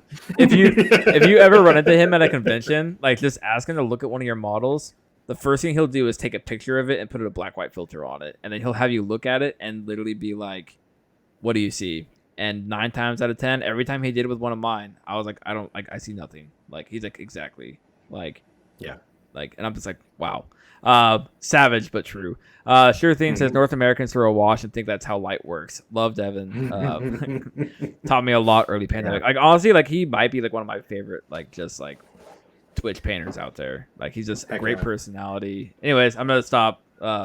Oh no! So I Going. stopped using washes a while ago, but like I feel. Oh no, like I was gonna say I'm gonna stop blowing smoke up his ass. Fair enough. Yeah, when I stopped using washes, I kind of lost a part of like the detail in my mini. So hanging out with Yeah. him just like made me see a lot of things differently. Now. Absolutely. So now I'm excited to That's what I'm trying to do with Zemo. So I'm Yeah. sure that it still looks terrible, but it's I better think than most of I what I've done. gotta figure out when we're gonna do this. I think we could try and do it next week. I'm gonna see if he's not busy next week and do it next Yeah, week. we'll have to coordinate. Yeah.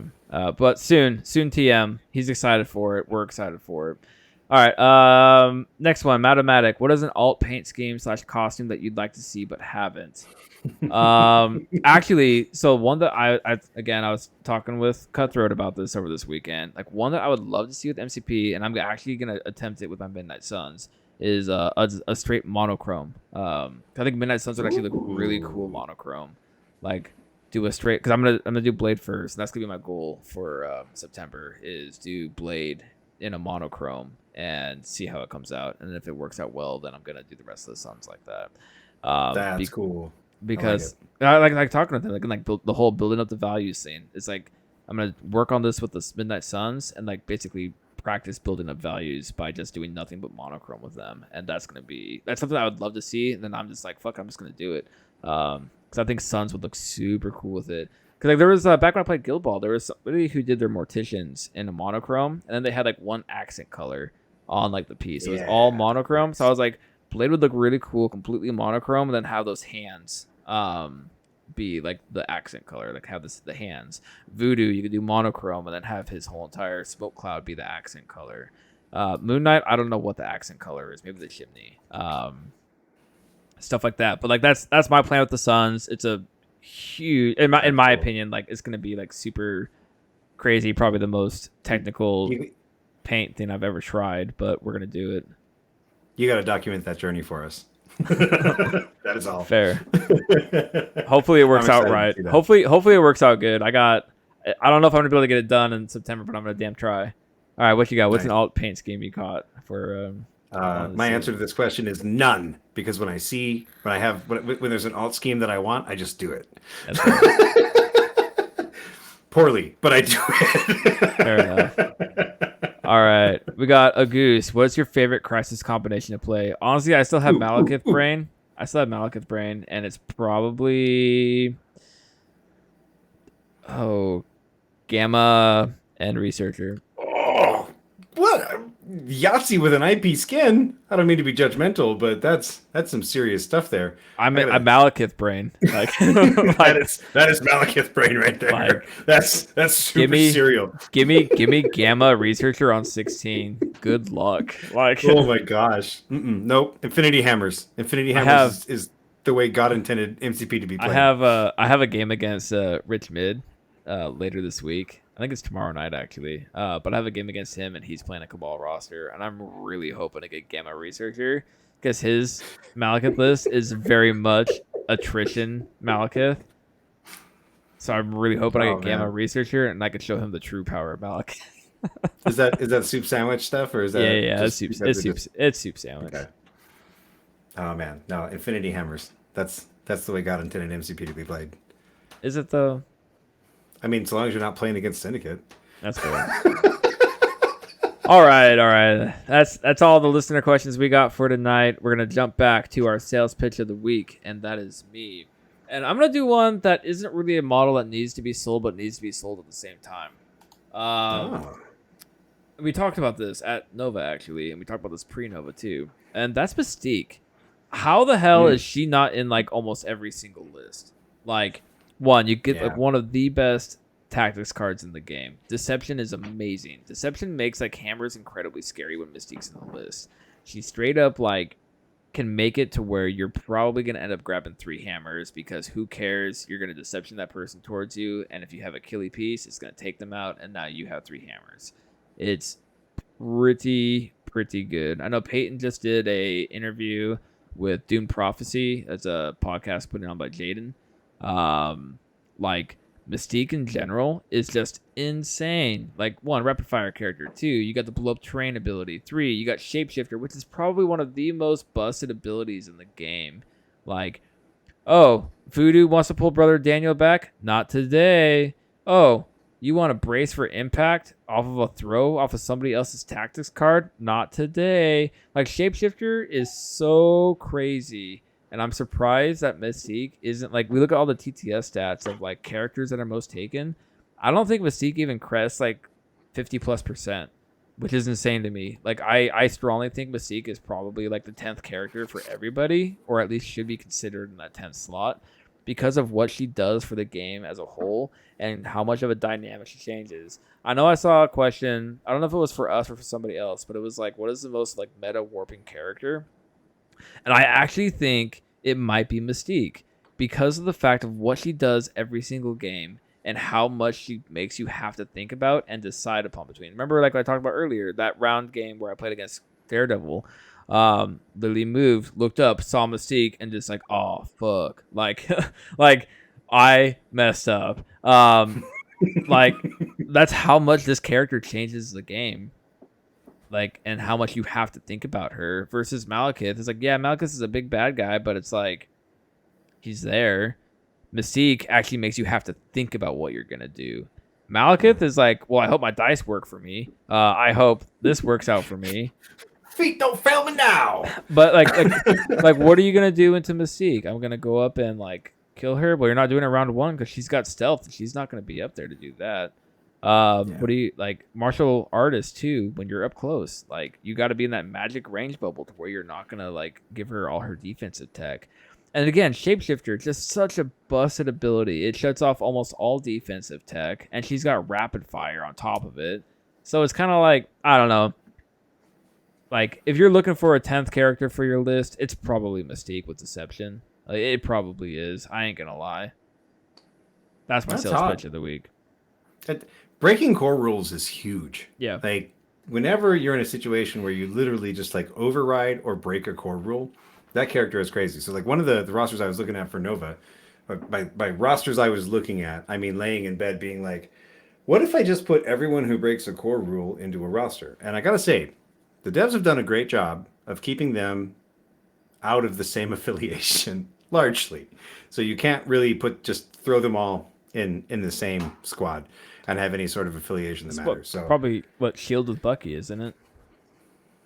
Probably Shield with Bucky is probably the closest you can get to that. But even then, you're not going to be able to fit more than like 2 of them in for the most part. Fury, well, 3 with Fury. Fury, Bucky, Mystique. That's all you need. And then you just like that's yeah. No, that seems solid. So I mean that segues nicely into my challenge of the week. I want to see some Shield rosters this week because Shield's also on the short list of things that I really want to explore, and I feel like they're heating up. I've been waiting for the David Hasselhoff release here with Fury Senior to come out. Got less than a week. I know we're getting close now, and that's what I've been waiting on to dig into Shield. So yeah. I'm excited for that. I'm not super hyped for Steve Cap. But I am excited for Human Torch, and I'm excited for David Hasselhoff. Just Shield in general? Is that what you're saying? Yeah, I want to see, like, how about this? Like, I mean, we haven't done much for just straight up competitive rosters, but like, what's your competitive Shield roster? What do you think a competitive Shield roster looks like? Hopefully, we'll get some more traction than we got for. I know, right? Midnight Suns with Cable. I got like. Midnight Cable TV is like one of the best names for a list I've ever seen. That is an amazing name. Like, that's absolutely amazing. Hats off to that was Matt Erb, wasn't it? Yeah, it was Matt Erb. Yeah, like that's such a great name. All right, and then Hobby Corner, Accountability Club. You got your team list ready? Yeah, let me. All right, while you're saying this, we got the new stuff open up for September. Go ahead and get your goals in. Sam is changing it to where if you don't submit a goal, you're not going to get instantly shamed. But if you don't submit a goal for 3 months, you're just going to get dropped for the Accountability Club. So it'll be if you submit a goal and you don't complete it, then you get shamed. My goal for September, like I said, is going to be Monochrome Blade. All right. Here's your shame list for the month of August. Boom, TTFN, Brad A, Dizzard, Finger Guns, Jimmy to Hand, Joey Edge, One Absolute. You didn't complete the form. Oh my god. Marvel, I spent so long on that model. I think I get a pass here because I spent so long. All right. We'll give Dizzard a pass even though he didn't submit the form. And we'll give Kenny G a pass because he's got a baby on the way and he had some other stuff to do. But this is the only time I will ever be gentle with this, and it's mostly because we're kind of in a weird changing of the guard moment here for Accountability Club. So I'll be All kind, There we but go. this will not continue. Do not Fair. expect this going forward. I'm like, I spent over 13 hours on Malekith. I deserve a pass. All right. And with that, let's give it a close. Anything else you want to say? No. All right. All right. As always, we have been the Rogue Agents, and you have been the listener. Perfectly balanced, as all things should be. Maximum effort. In this war, there's no surrender. He's out of line, but he's right. Who the hell is Bucky? You don't like a fair fight. I think you're wrong. Which part? All of it. Think you're the only superhero in the world? Touche.